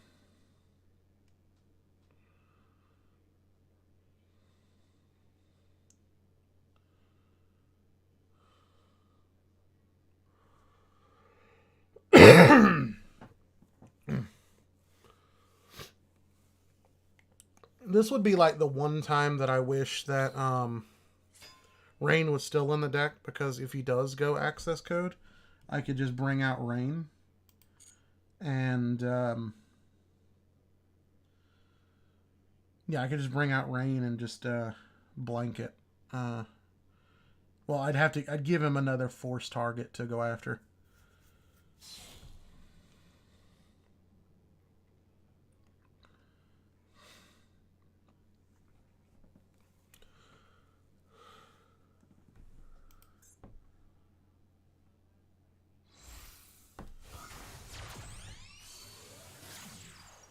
Alright, so he's got his dog again.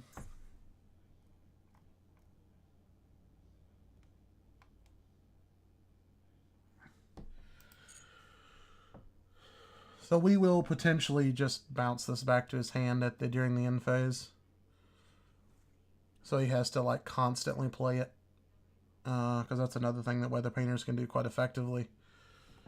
Is just really annoy your opponents, especially like any card that has two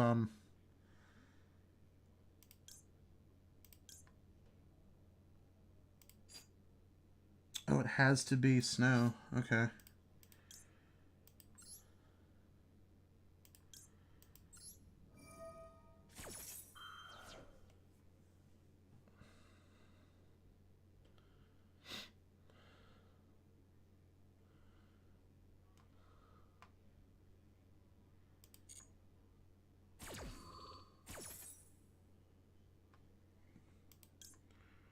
The Weather Painter Cloud.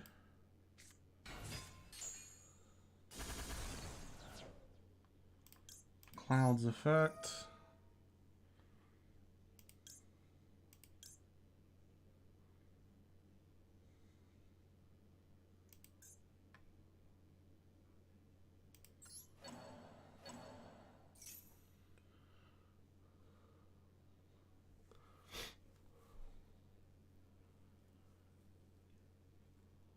You go there. You go there.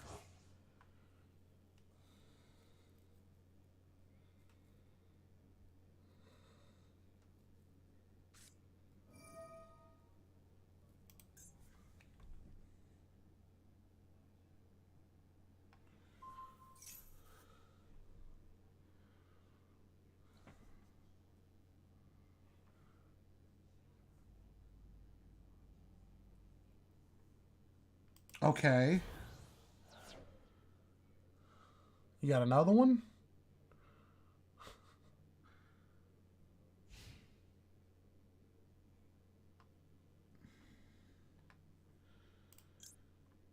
Actually, you know what? Let's do this.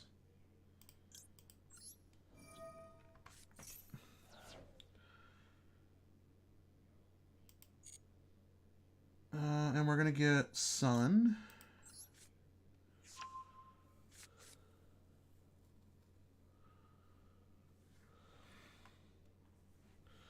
You don't have a hope and a prayer. You know that, right?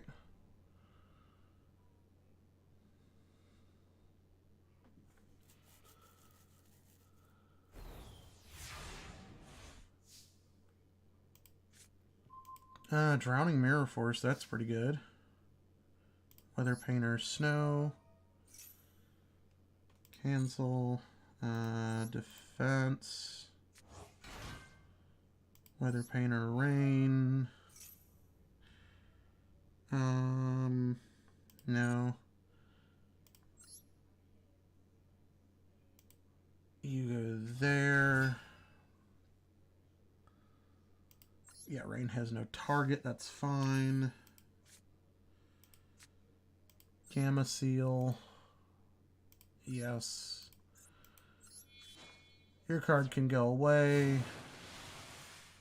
You can have a Gamma Seal. Meanwhile, we're going to summon Weather Painter Sun. Yeah. Let's see. Oh, no, we can't. Well, what we can do, though. We can do that. Alright. So, battle. Rain attacks Gamma Seal.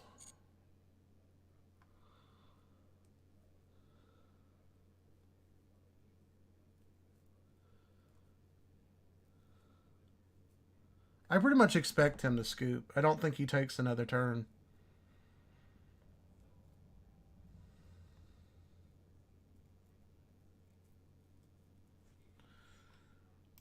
We activate our trap. Gamma Seal comes back to us. Weather Painter Cloud.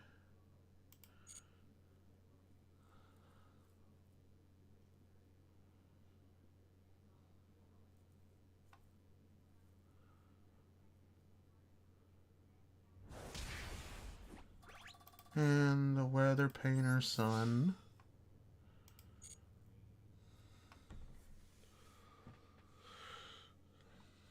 Because again, this is the thing, is like Weather Painters are so flexible. Like, you have to punch us really hard when you get the opportunity. And then we're gonna use Sun.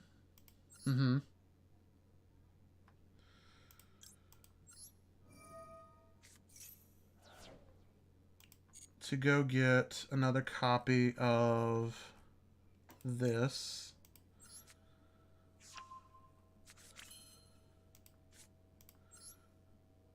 I'm going to set this. We're going to set this. And then we'll end our turn there.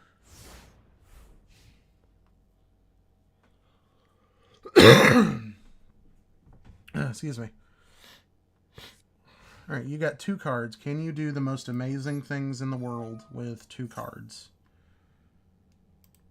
We're going to go ahead and activate you to reveal it with the fact that we have you.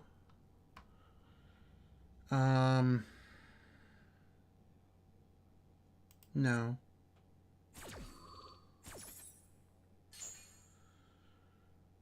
Alright, Rain. You're going to go...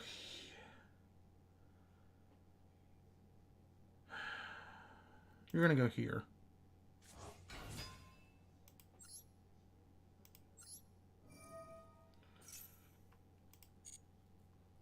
Sun, you're going to go here. You're going to get linked off next turn anyway.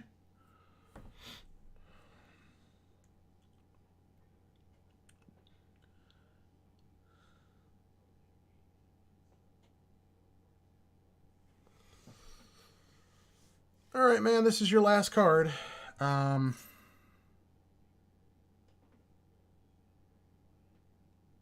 Okay. Okay.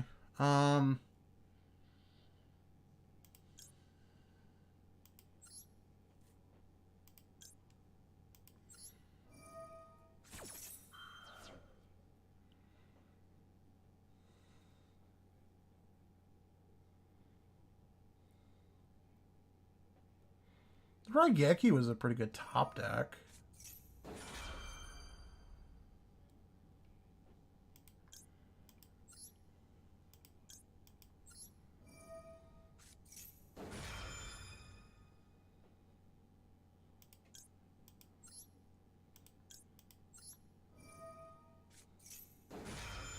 The Ash Blossom doesn't do anything, though.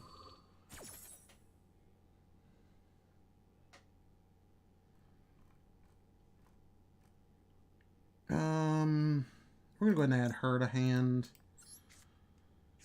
There's no reason not to. You negate our sun or rain, that's fine. Or you lose one card.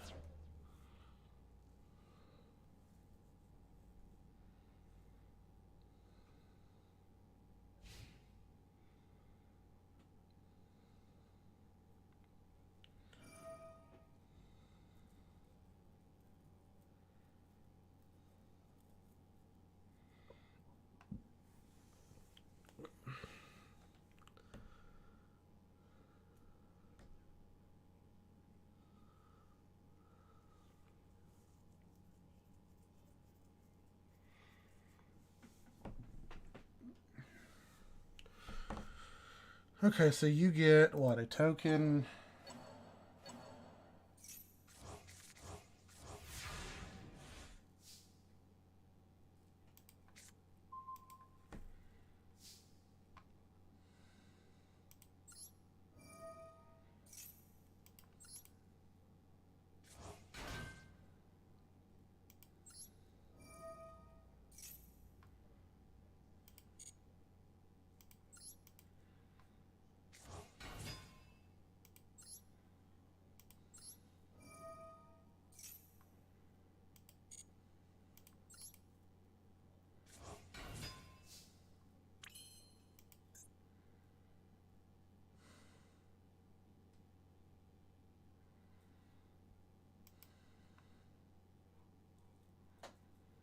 Question is, do I care? Do I have game? 22, 34, 40. No, I don't. I don't want to lose Snow, because Snow is like pretty important as far as like being able to play defensively. Although, I guess I could do that, right? No. No.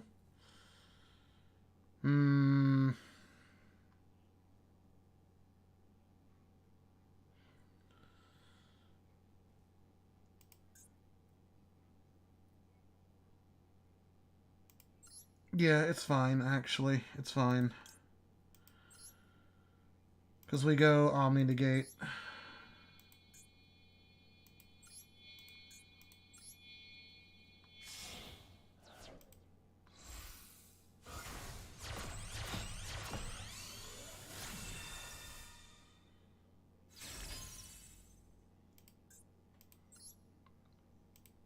Activate Sun. We're going to send off our Snowy Canvas. Get our Sun back.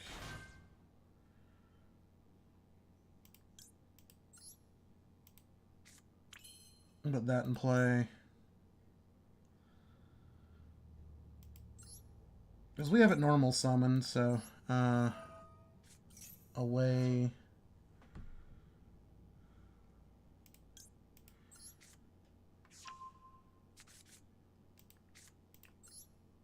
Weather Cloud.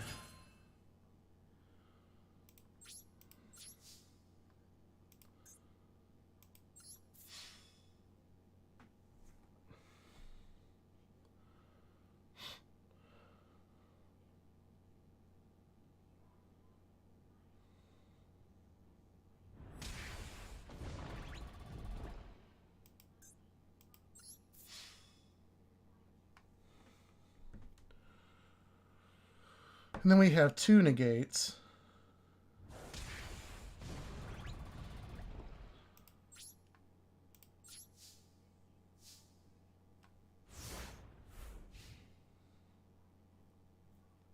One which will be on this when he activates, when he tries to activate this. we'll negate and destroy it so he doesn't get that anymore. Leather Painter's Son. No. You can go there. Because the thing is, we gotta remember we gotta keep them in these 3 slots now. And he scoops. We've got 3 Omni negates, and there's nothing. But at least he had the sense enough to know that as soon as we get our Link in play, it's game over. Like, I genuinely just don't know of that many cards that's going to let you get out from under my Link card with 2 cards in hand. It was just never going to happen. It wasn't meant to be.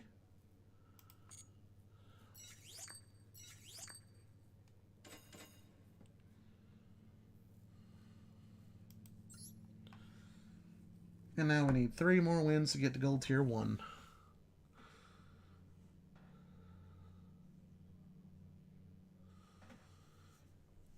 I mean, like I said, optimally, you know, I would like to get to Platinum, but I don't think that's going to happen.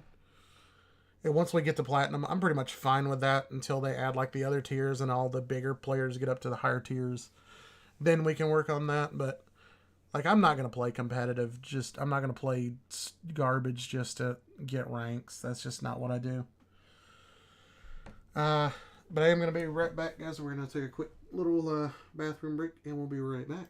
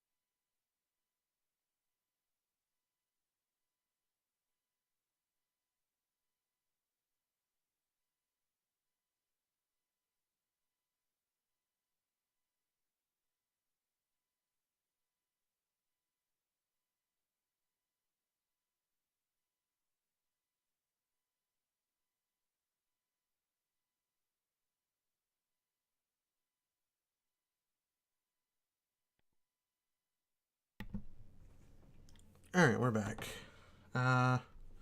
So yeah. Alright, made it to Gold 2, which was kind of surprising. That's what, 5 win streak?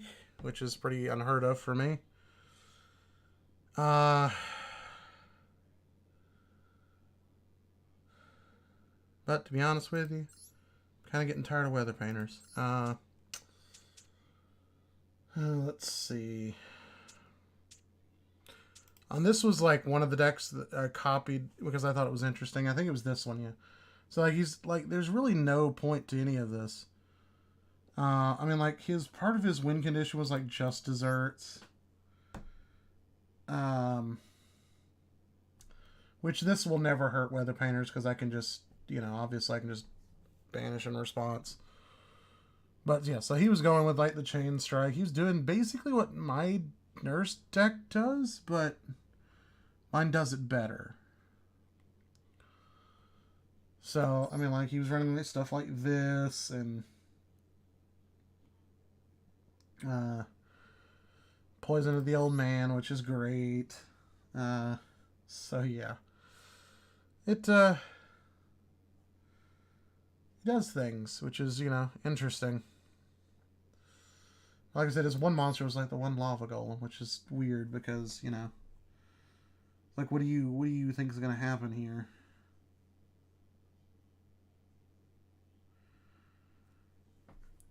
Um, yeah, I mean, so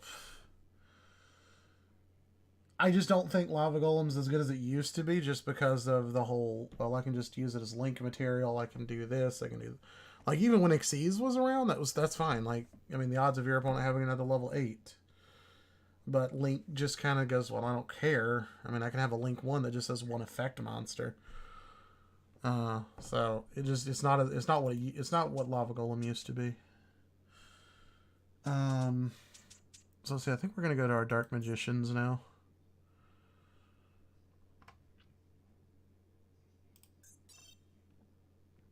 But see, like our deck, sure, we have some fusions, but like we mostly have Xyz and Link. So it's kind of weird to me, but it is what it is. But yeah, let's play a Dark Magician game or two.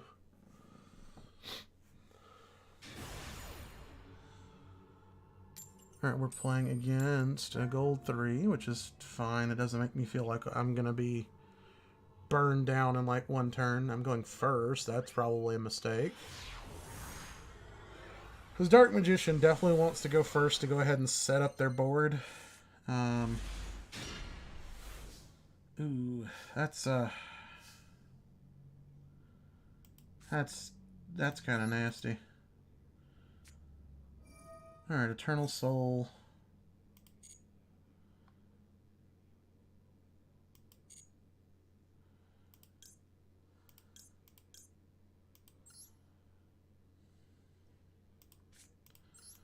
One face down. 2 face down. And we'll end there.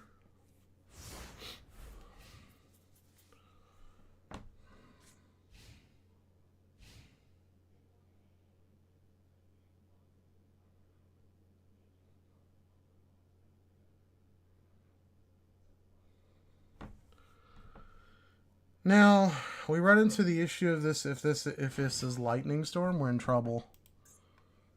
Elemental Heroes. Okay.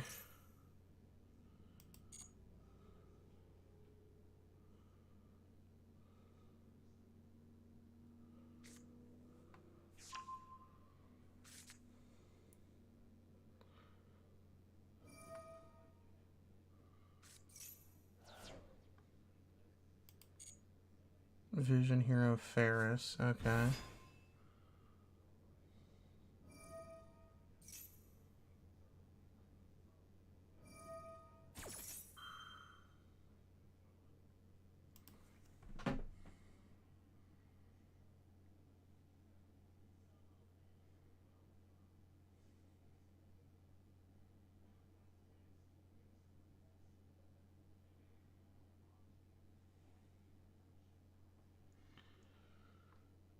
What do you do?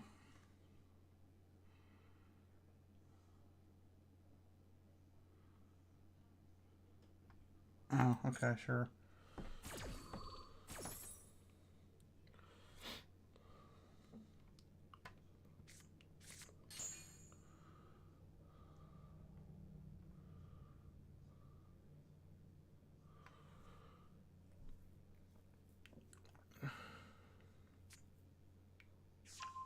Okay, Honest Neos.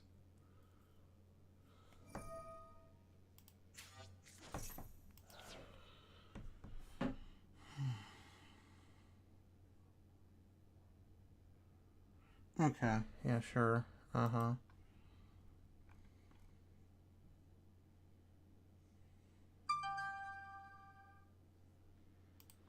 Okay.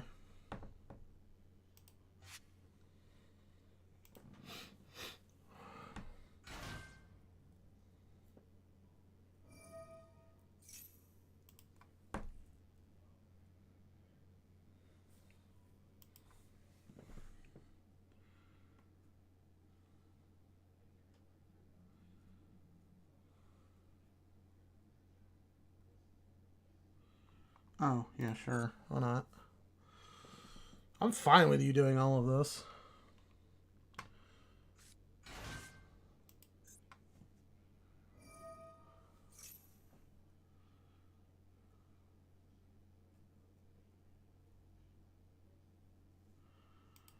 Sure.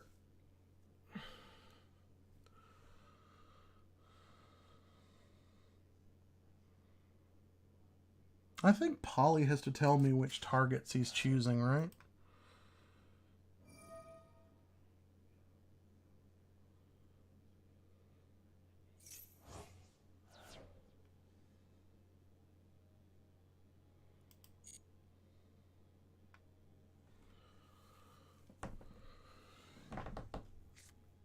Alright, so he's getting the polymerization. Uh-huh.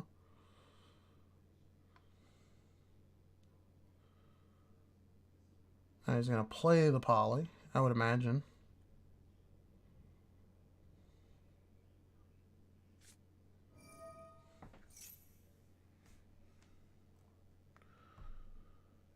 Um...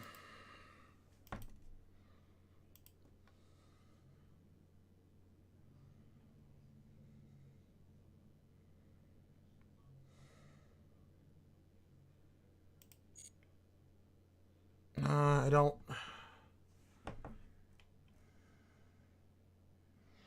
No, okay, I guess Polly doesn't have to tell me which targets he's attempting to fuse. I think in the past it did, but...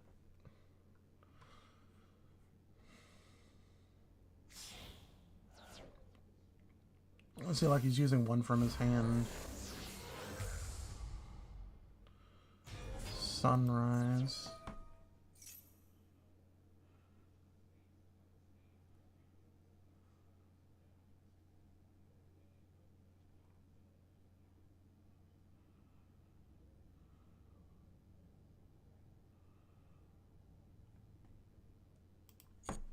Okay.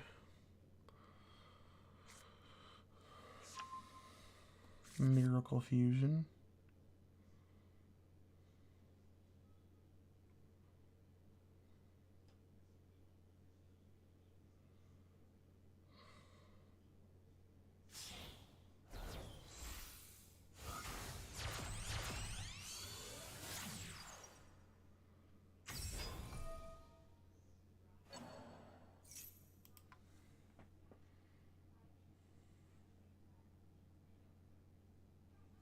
Okay.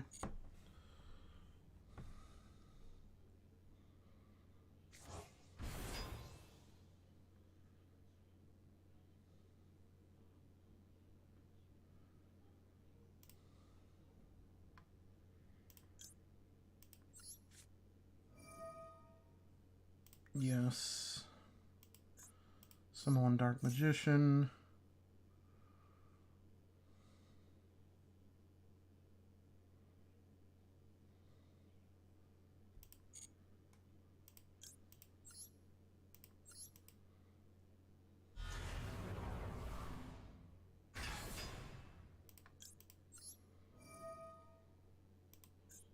You're gone.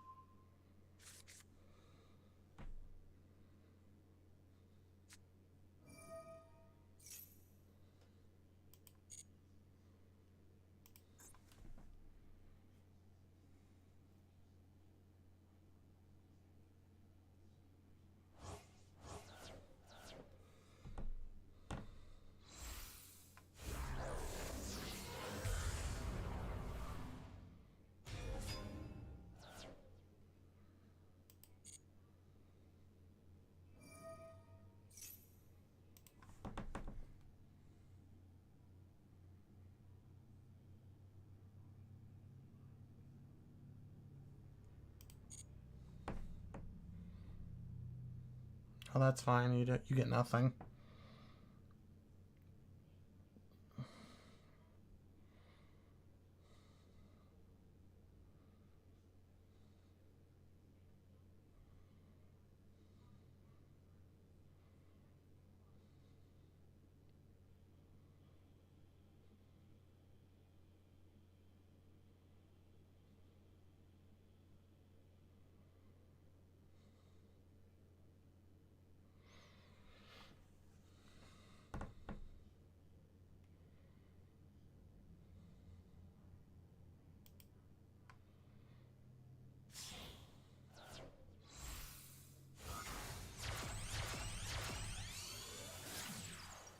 Link 2.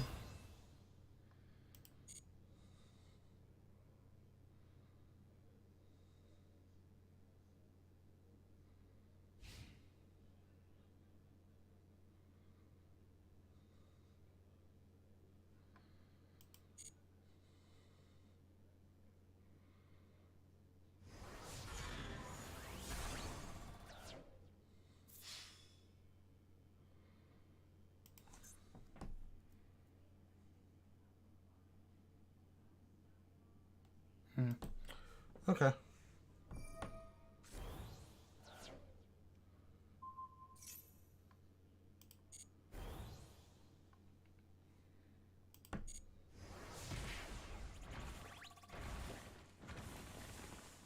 Okay.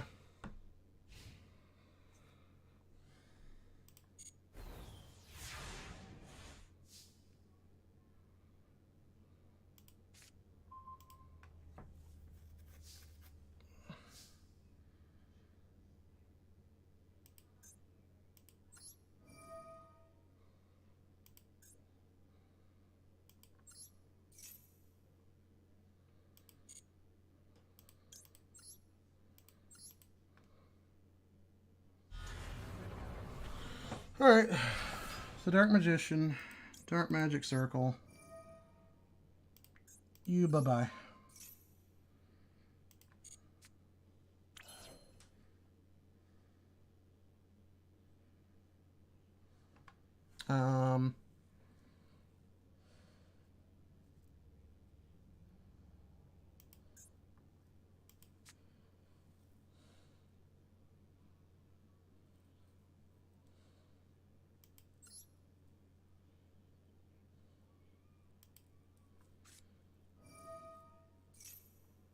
Soul Servant.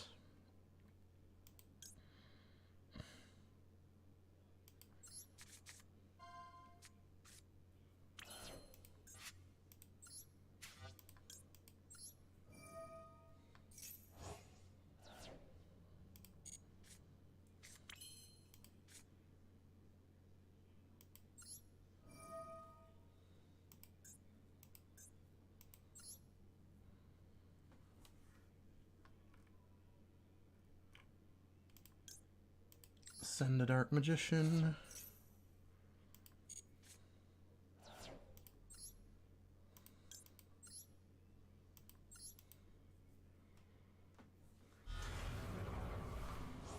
Get a Dark Magician.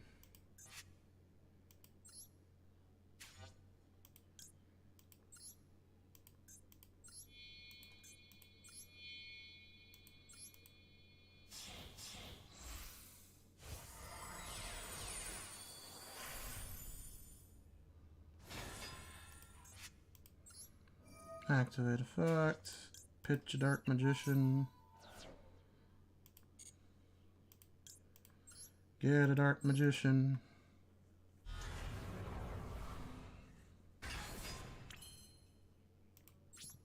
Go to battle. Attack.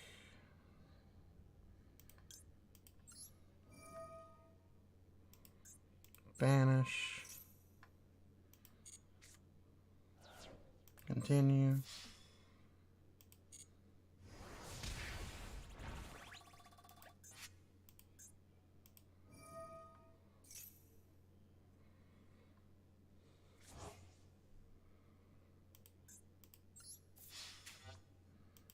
Attack.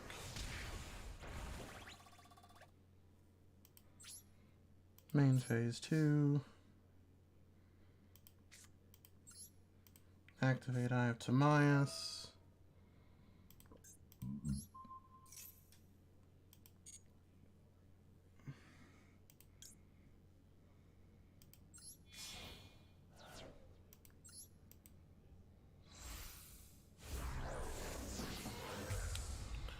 Dragon Master Knight.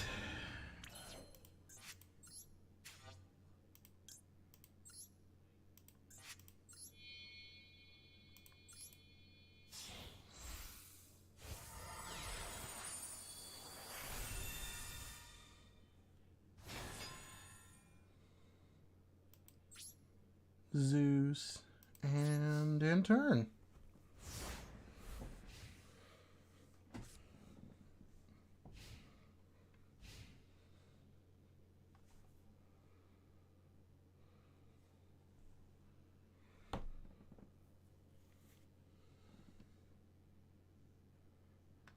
So now we've got to get our jail free card, a big beater, big beater.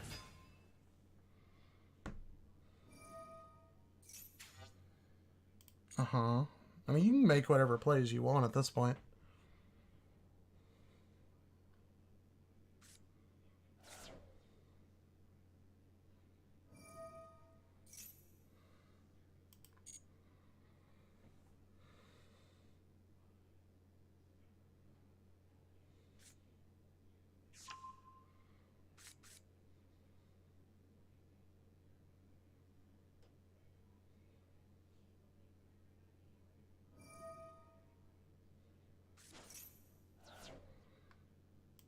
Cancel.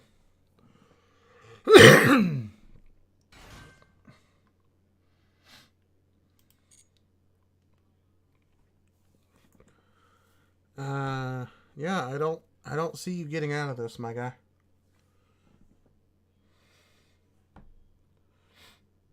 So I'm gonna wait for you to use the Neos if you try to do that again, and then I'm just gonna banish whatever you're trying to boost.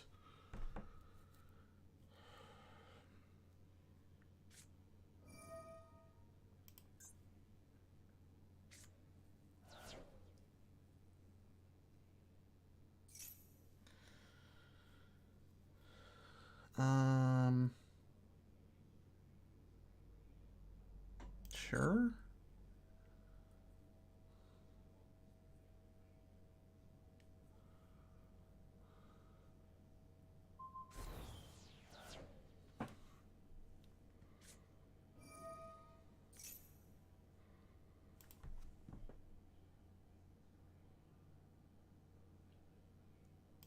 Sure.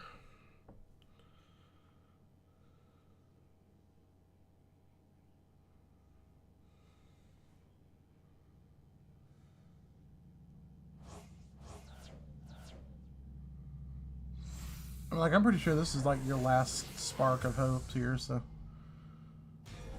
Absolute zero.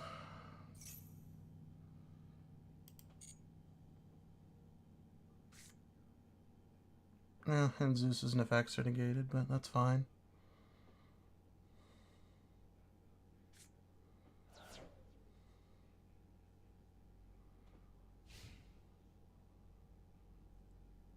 Oh no, whatever shall I do?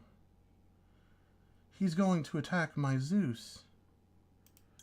I know. How about we activate Eternal Soul?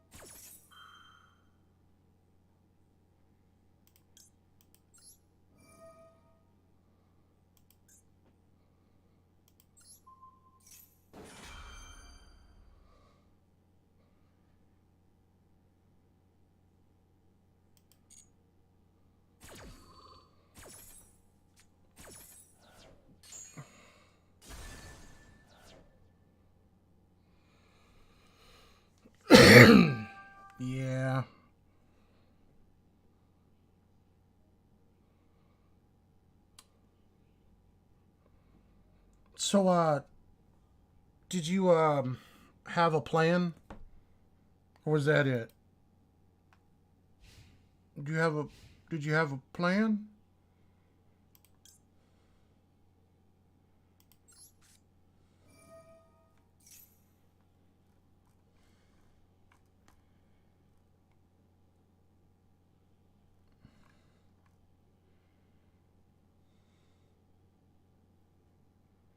And you just say adds a card from their deck to their hand. So yeah, we're just yeah. Yeah.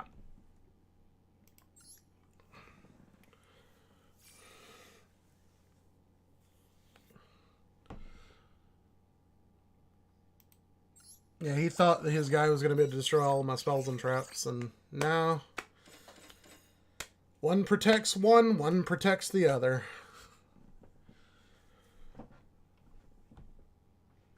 Eternal Soul says you can't kill my dark magician, and my my dark paladin says you can't destroy Eternal Soul.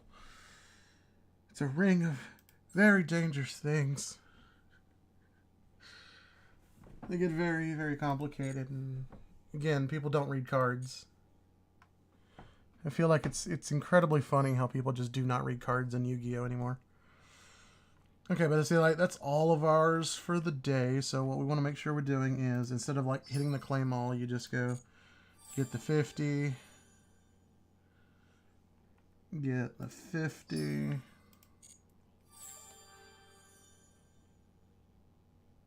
Get the 30. So that's 130 plus the 20 from logging in. That's 150. The 5 from the spectate. That's 155. So you're pretty much guaranteed all of that pretty easily. And then we're going to get another 50 for special summon a monster.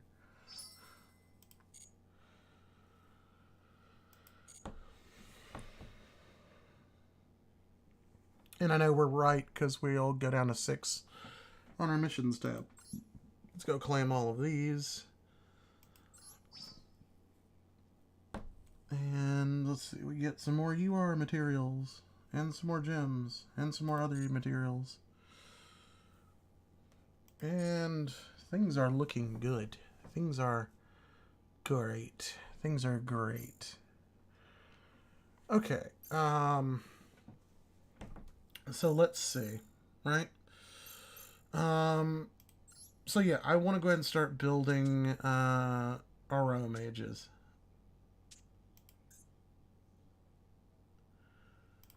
So the easiest way to do that is just to go into a deck like this. I think that's how you spell her name. We turn off this. Yay! Do we have 30? We do have 30.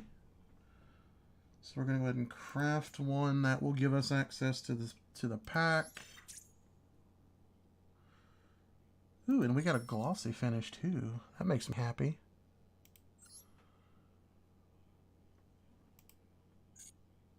Blooming in Adversity. Oh, and we get these the Rekka cards too, which is cool because I like the arts. And they're pretty cool. All right, purchase. One free pack, and we get an UR. We're definitely not going to finish this deck, but we can at least go ahead and get started on it. Ooh, Guardian Slime. That's like what, 3 of these we have now? So that makes me happy. So we can eventually like do God decks. Dragon Unities. We don't care about. I don't care about Dragon Unities.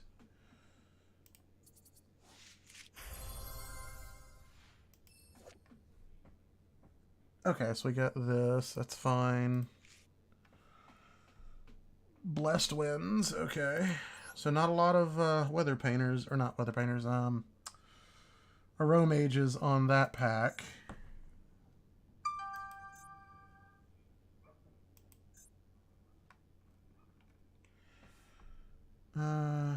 Cards included in this pack. Let's just make sure that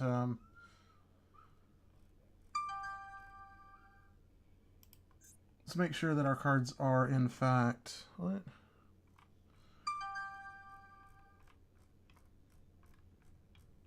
Oh, this is annoying.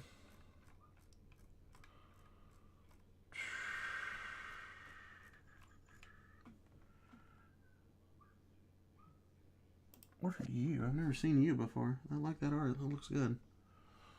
That looks really good, actually. I've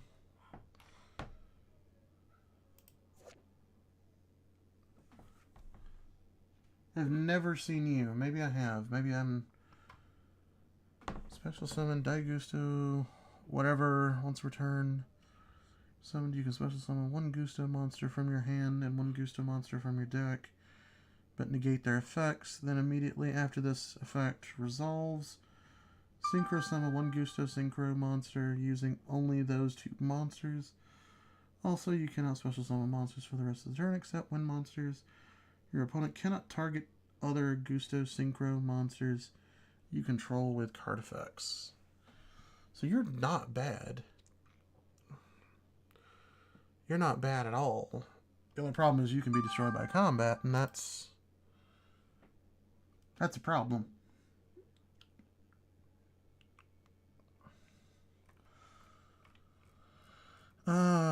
Okay, let's okay, this isn't working. Featured cards.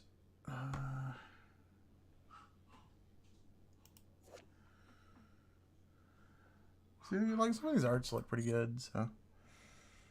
Okay, so yeah, okay, so definitely a lot of our Aro Mages are in this pack. And that's basically, I just wanted to confirm that they were indeed in this pack. I'd have felt pretty bad if I spent 1,000 gems and then they weren't in this pack. Ooh, we're guaranteed 2 Ultras. That's good. I just want to get us a good start on the Aro Mages. That's really all I care about. We get the SR that we were just looking at.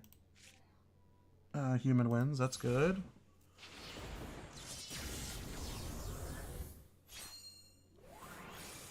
I like that. Alright. No SRs, but we're... Oh, and we're getting, Witchcrafter stuff, too, so... Well, from the extra slots. Alright,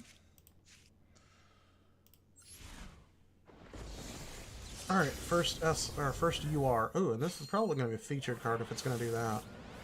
Give us 2. Give us 2, why don't you? Snowman effect, never heard of that. They actually make a... They did. If a face-up eyes restrict fusion monster or relinquished you control is destroyed by a battle or card effect, you can special summon this card from your graveyard if it was there when this monster was destroyed. Or hand, even if not. What? If this card is sent from the field to the graveyard, you can target one eyes restrict fusion monster or relinquished in your graveyard, special summon it. You can only use each effect of Illusionist Faceless Magician once per turn. Okay, so it's just more relinquished support.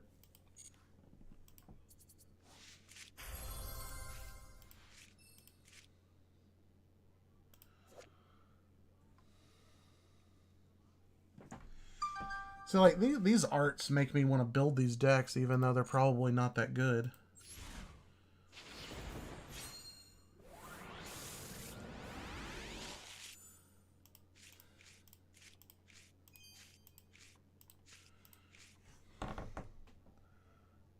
Now, while there are those that would think that that was a bad pack, that was actually a great pack.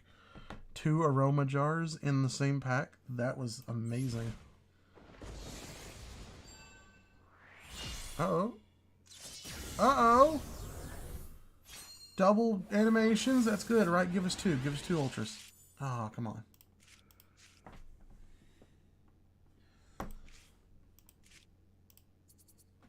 We're getting some rockets here and there, and that's great. There's our 3rd aroma jar. Wow, all those animations, and we got 1 SR. That's it.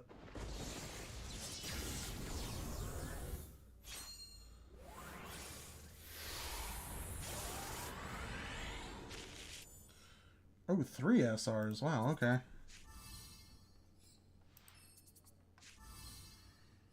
Trick Stars, okay. Galaxy Wizard. We're getting a lot of decent stuff.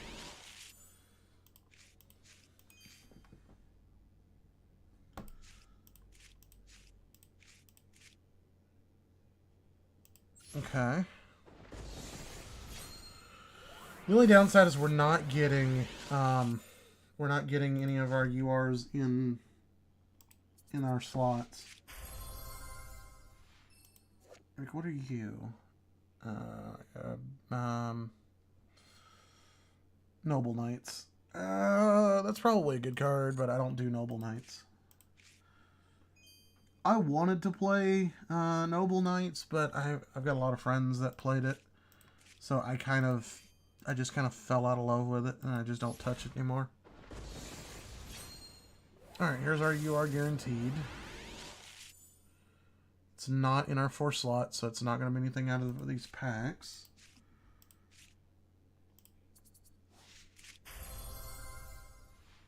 Diamond, like, why are you... Like, you're not even a good archetype. Why would I keep you? We got this. That's pretty good, actually.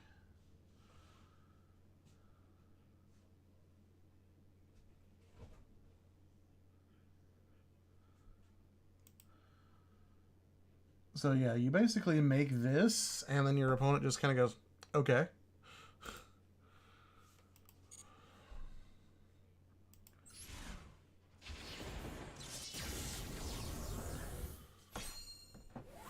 Alright, give us one more UR. Bottomless trap hole, that's good.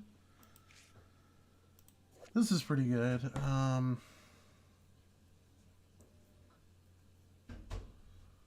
Because it also lets you use set cards. So, I can help you link some next. Main phase 2, which is just exceptionally weird. But, whatever.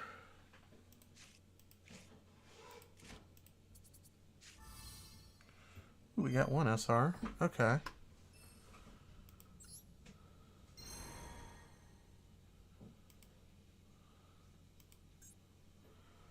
Well, we got some decent stuff. I'm not going to be able to make the deck or anything, but... But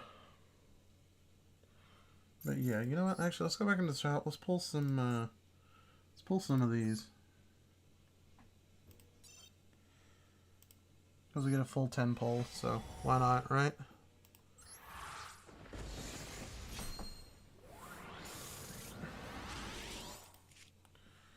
Nothing.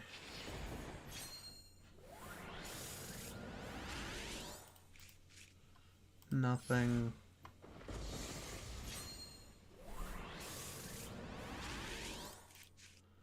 I won't say nothing, but it's kind of nothing.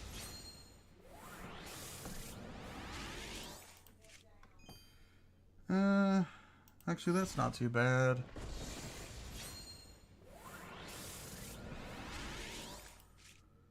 Okay, that's super nothing.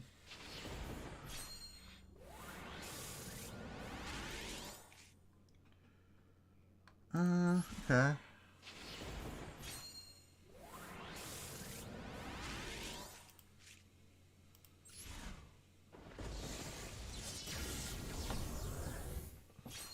The only thing is, like, those animations really mean nothing. Because you're still probably going to get just 2 normal cards. It's like not even going to give us a foil normal. Look, we got animations over here, and I'm like, okay. Your point is?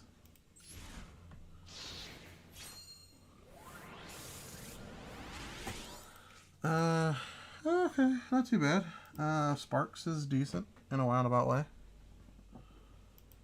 If you want to build the Witchburn deck and you're missing some URs or something, you could slot in something like this.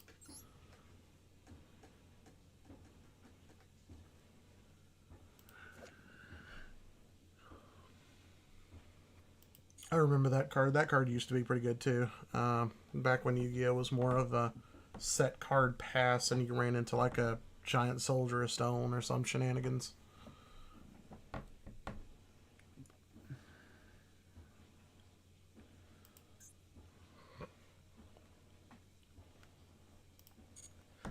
We're not going to bother going into a one pack. That just seems kind of stupid.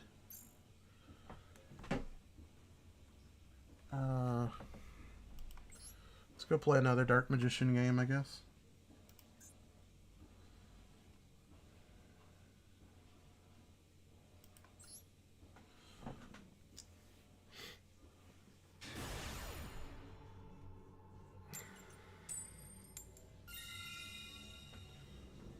We get to choose. I want to go first.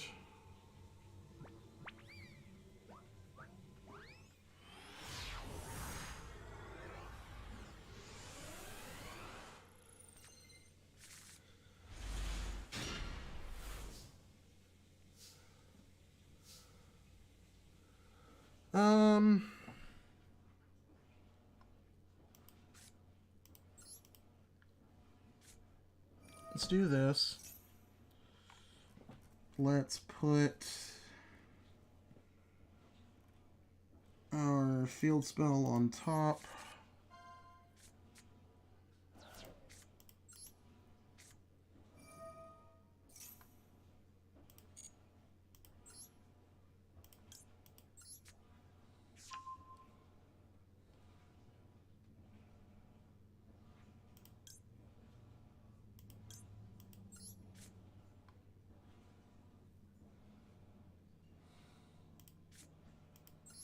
It's a shame. I really wanted to get that skill drain, but oh well.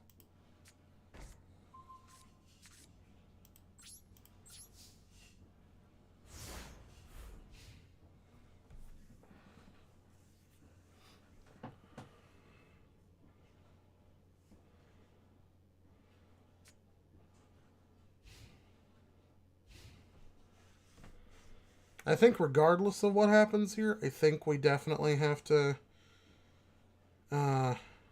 I think we have to go into Dark Magician.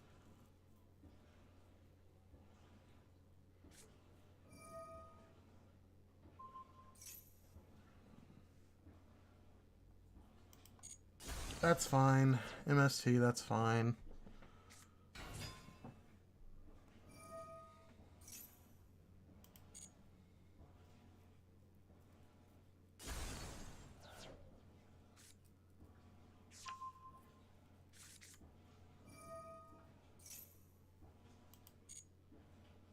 Is this dinosaurs?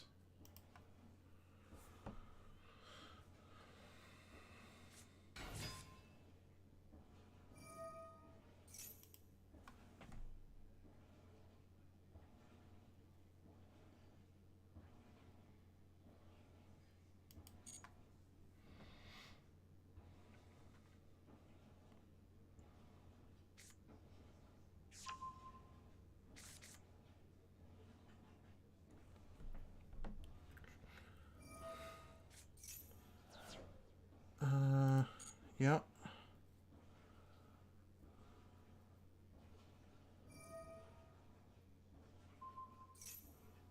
Uh-huh.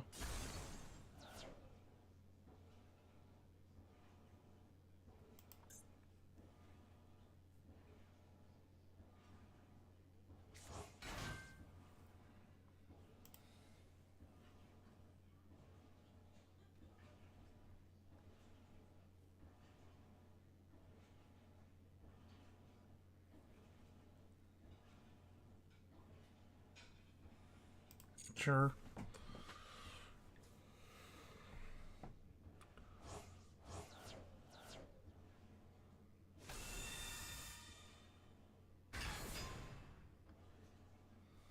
Okay.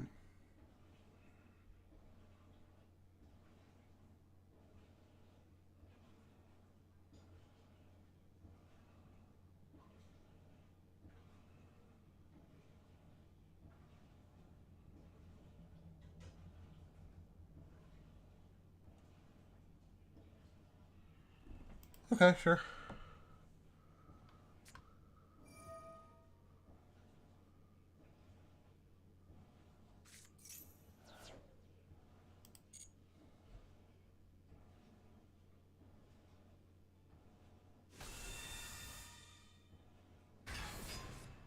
Mm-hmm.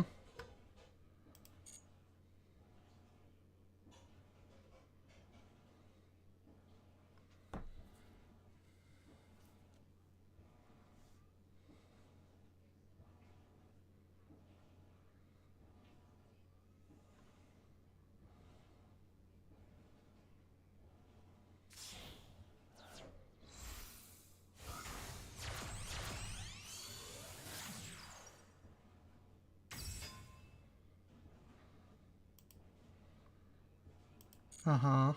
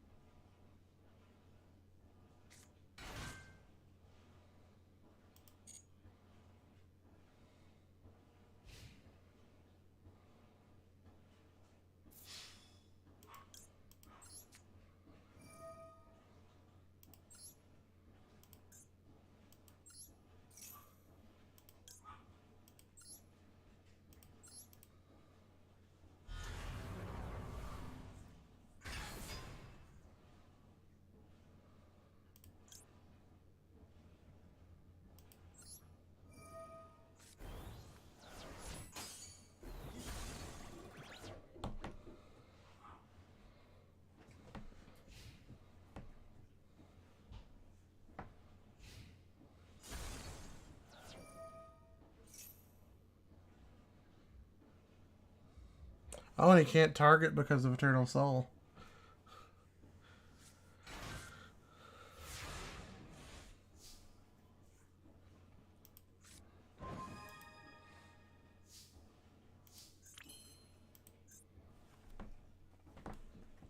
Okay.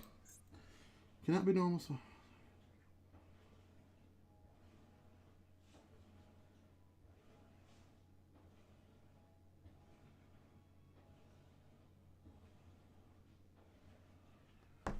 Okay.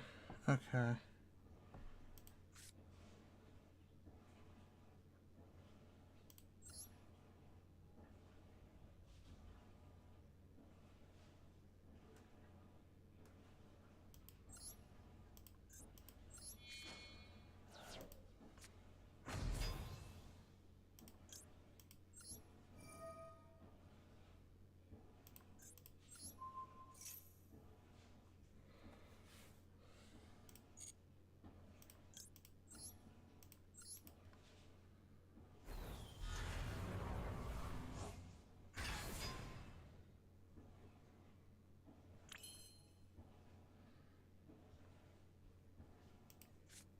We're going to activate Monster Reborn.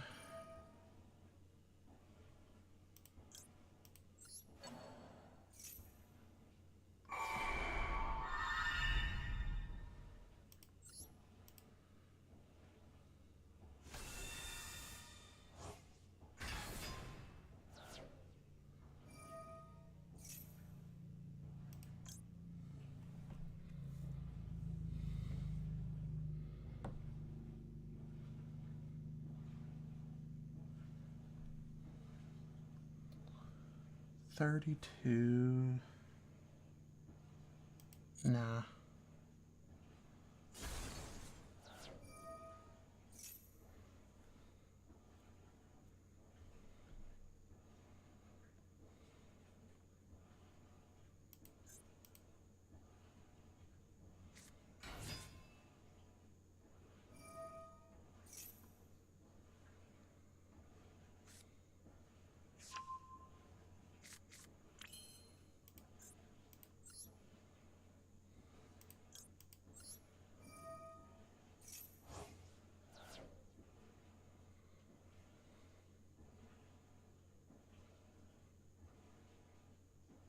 I should have done that first, but oh well.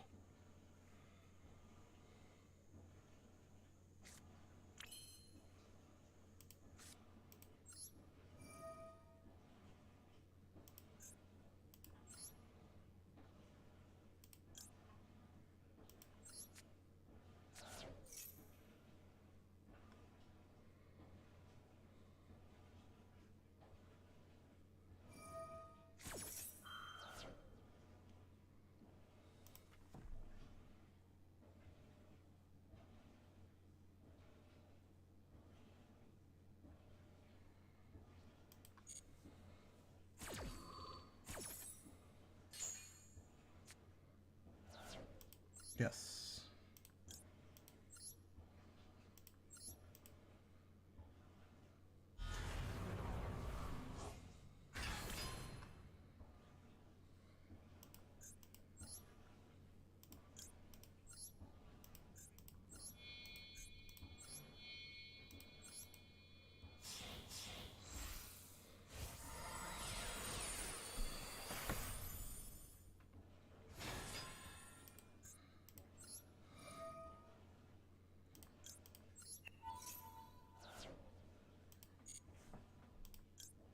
Get our final Dark Magician out of the deck.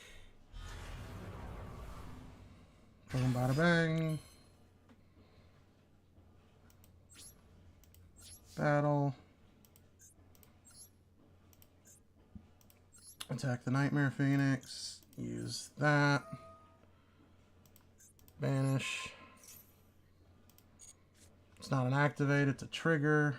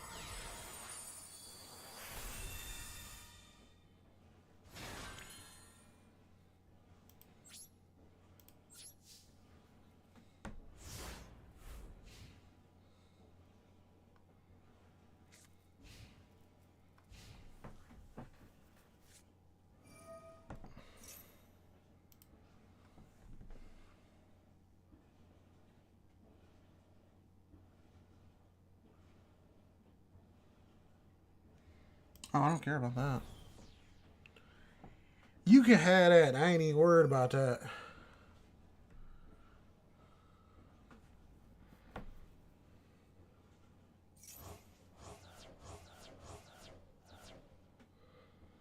Nope.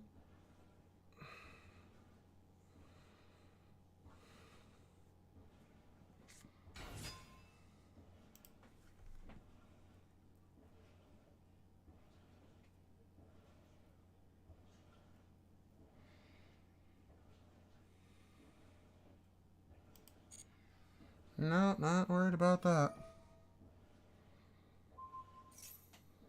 Nope.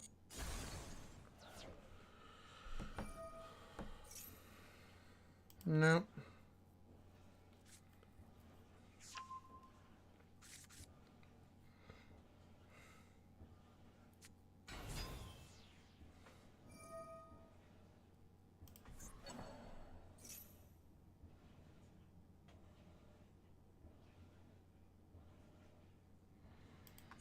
Nope.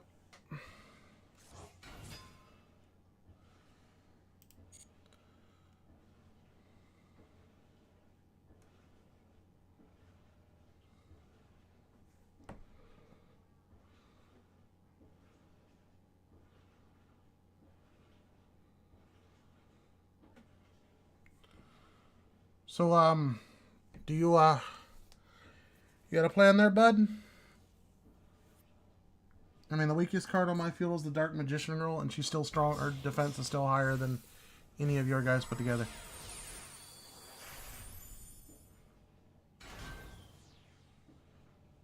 Okay.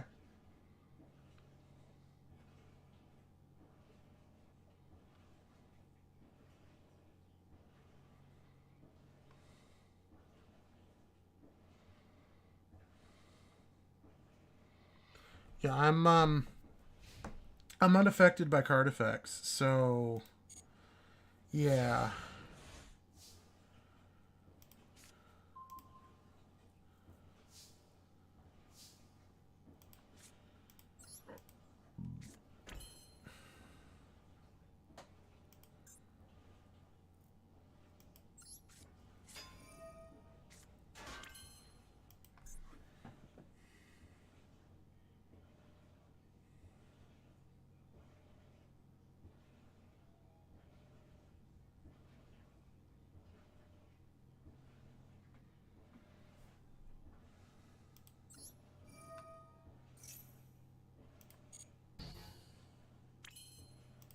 Oh, okay, never mind. He's negated for some reason.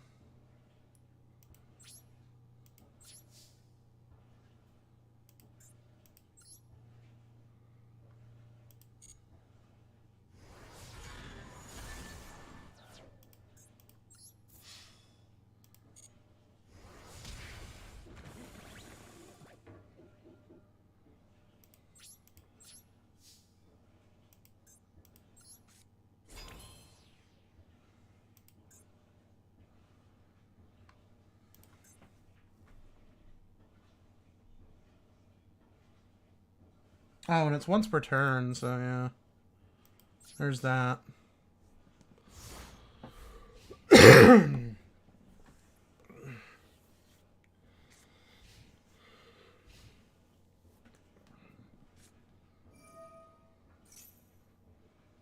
Don't care.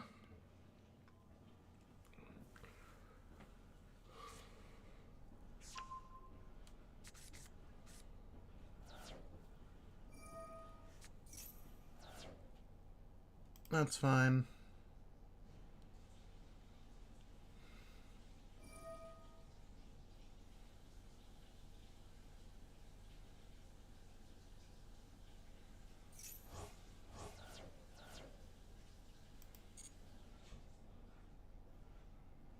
This man's is banishing all of his cards. He's a mad lad. But that is not going to help you.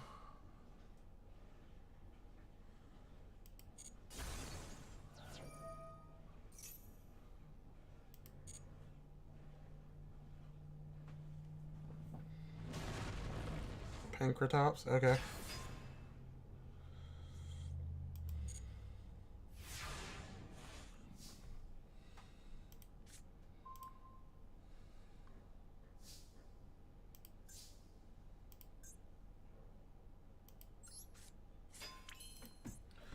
If your opponent controls more monsters than you can special summon this card from your hand. You can only you contribute one Dino Wrestler monster, then target one card your opponent controls, destroy it. Okay, so he can kill himself and accomplish nothing. Activate effect.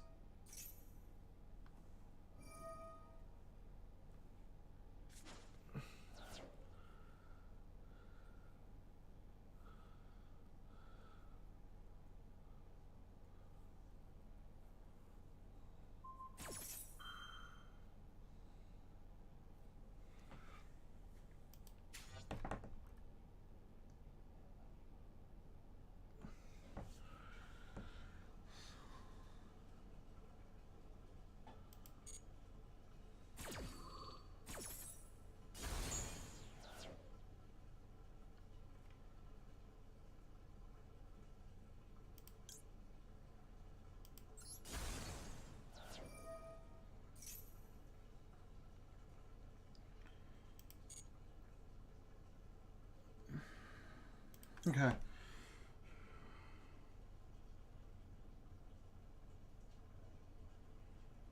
Okay, so, by my opponent's card effects. Okay.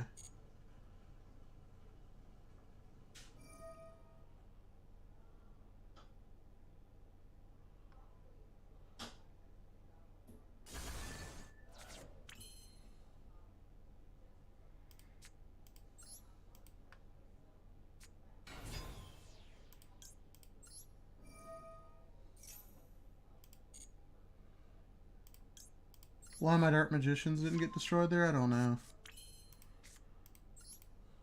But, whatever. Beggars can't be choosers.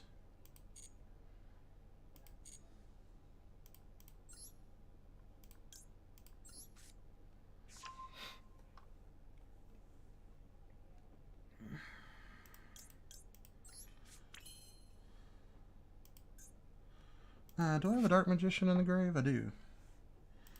Hey, guess what I got? Another Eternal Soul.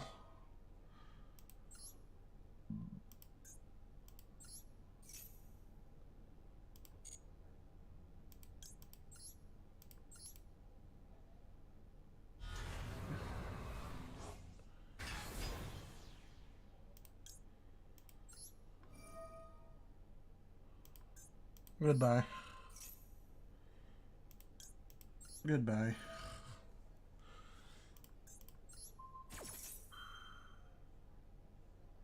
Looky, looky. I lost nothing.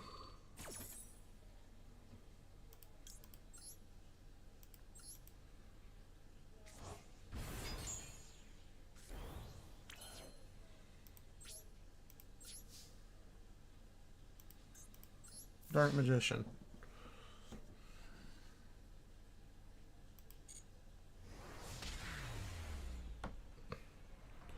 what I think about dinosaurs. That's what I think about your dinosaurs.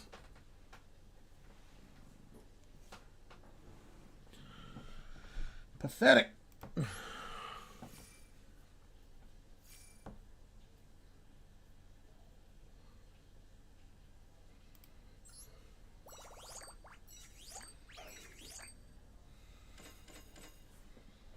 why you don't pick a fight with dark magicians.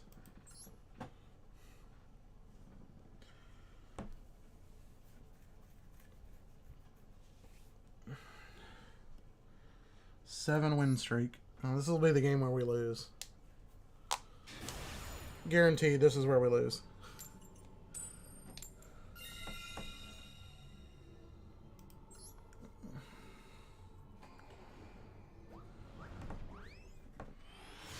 He's only ever been in gold tier, so...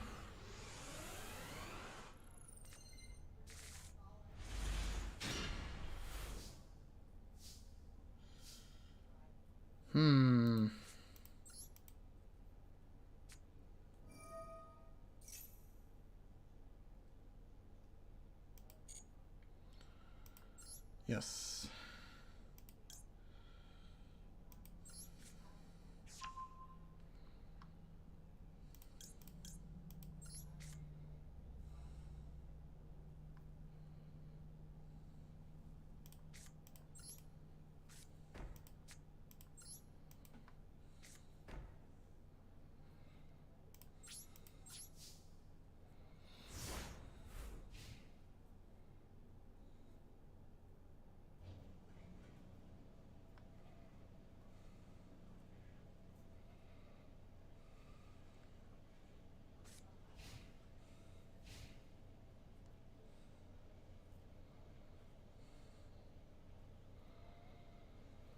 Well, if he can OCK,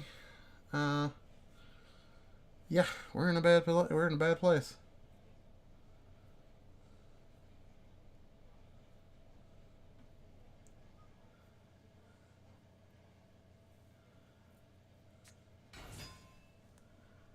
What is this? Bone. Okay.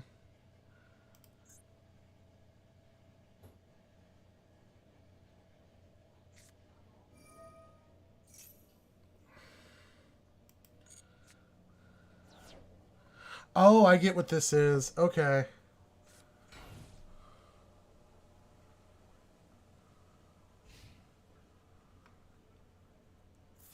Oh, this deck won't be able to beat me. This deck's going to have a hell of a time trying to beat me. It is an OTK deck, but this deck can't beat me.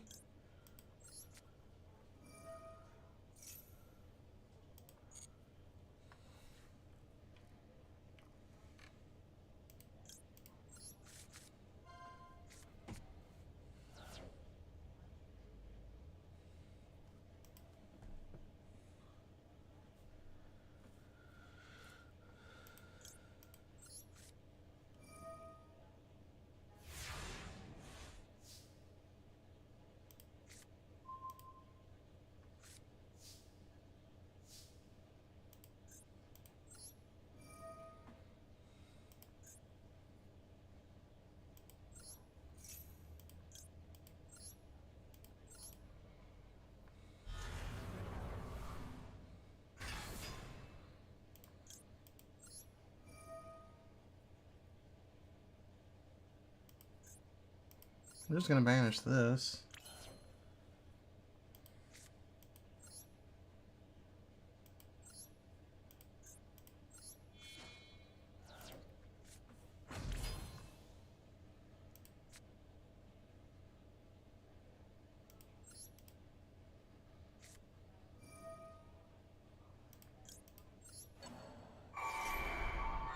Get our Dark Magician back.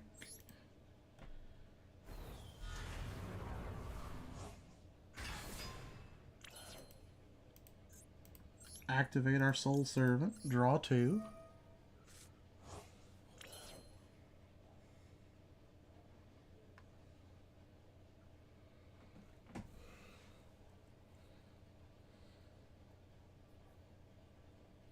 think we'll hold on to that, though. Yeah. Yeah.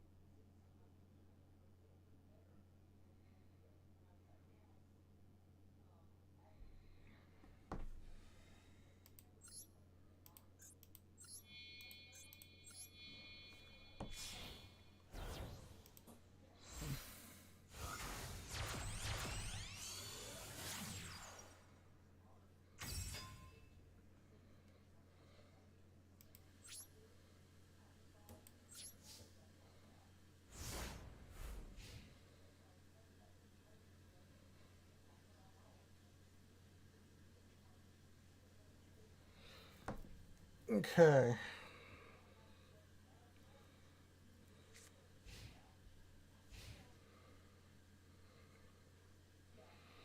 So we've got Eternal Soul on. We got 2 Dark Magicians. We got this guy.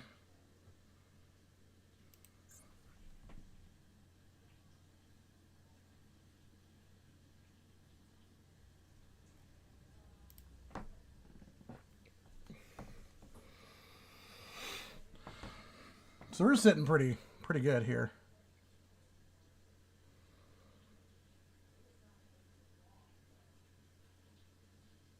I mean, the zombie O2K deck is fun, but if you lose your soul absorbing bone tower, you don't have a lot of hope.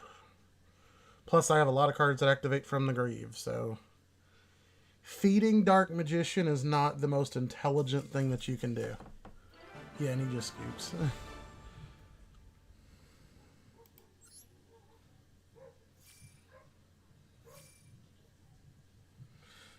See, I was going to go into like the Dark Magicians, but that ritual card banishes, and I didn't want to lose 2 Dark Magicians permanently, and I didn't want to lose a Dark Magician, my one Dark Magician girl permanently.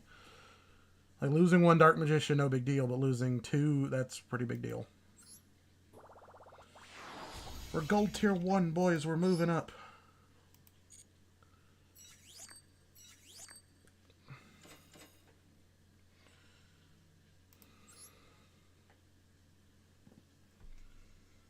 All right.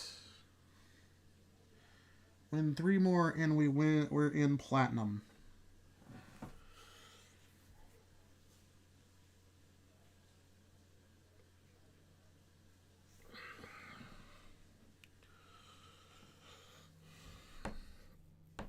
But,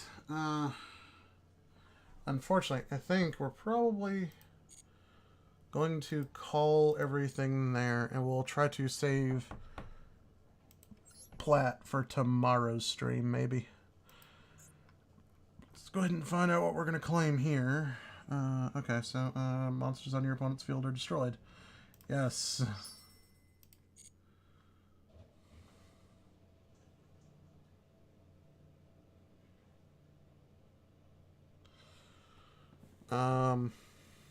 But yeah, so we did it. So we're gold tier 1. I just definitely did not think that was going to happen today. I'm not going to lie. Definitely did not think the gold tier 1 was going to happen today.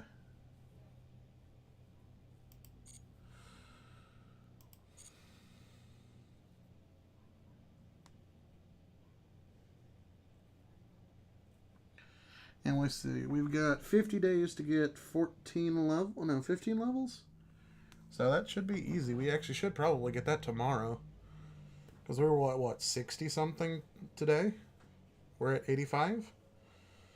So, I mean, I honestly thought, like, the battle pass would not be easy to climb, but it's actually very reasonable. And you know me, I'm not like, like when we play Magic, it's not like I'm going into Standard. So for me to come into, like, Yu-Gi-Oh! Game I definitely know nothing about, and play Ranked, and we're Gold tier, we're essentially almost the highest rank you can, one of the highest tiers you can be, and we're playing fun decks. I was like, we're not playing serious stuff. Like, we're not playing Sky Strikers. We're not playing Tri Brigade. We're not playing Blue Eyes. We're not playing any of that stuff. We're playing Dark Magicians. We're playing Exodia. We're playing Nurse Burn. I mean, you really can't make this stuff up. So, definitely, guys, if you guys want to play this game, I definitely recommend it. It's a lot of fun. It's very easy to get into. My only recommendation is that if you know anything about Yu-Gi-Oh, definitely build your competitive deck first. Because the speed at which you're going to get the URs, the speed at which that you're going to get the materials, is definitely going to slow down. So build your competitive deck first. I didn't really do that, and I should have. But we started building Blue Eyes first because that was the structure deck we chose. I would definitely recommend picking the Blue Eyes structure deck when it gives you the choice. You can get all the structure decks later, regardless, but definitely pick up the Blue Eyes structure deck. It's just going to give you the more bang for your buck to get going. And then the second thing I would definitely recommend is where is it?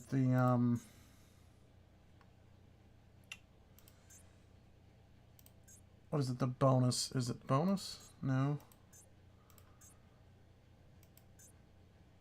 What is it?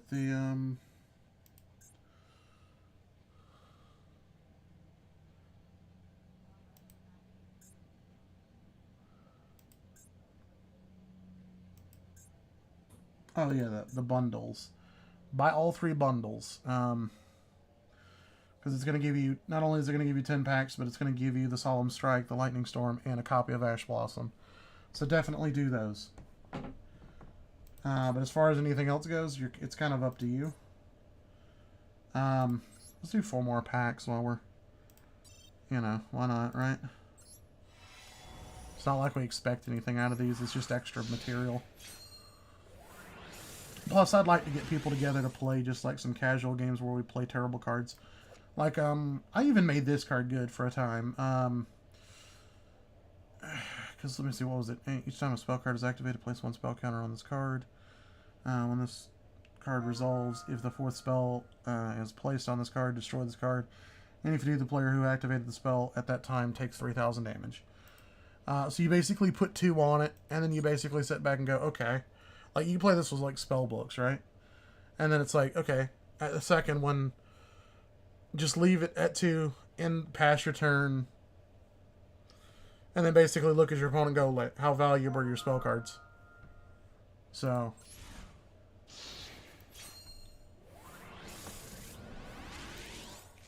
none of those are anything amazing. But I would definitely like to get people together to play, like, bad card decks. Like, we'll get, like, a roulette going and, like, we'll play with, like, themes or something. It's like, I'd love to build this. I'd love to build, like, Shadow Ghoul deck where it's, like, Labyrinth Wall, all that stuff. God card decks and all that stuff. I'd love to be able to do all those. So, we may do some of that in the future. But yeah, guys, so we're probably going to go ahead and end it off there. We'll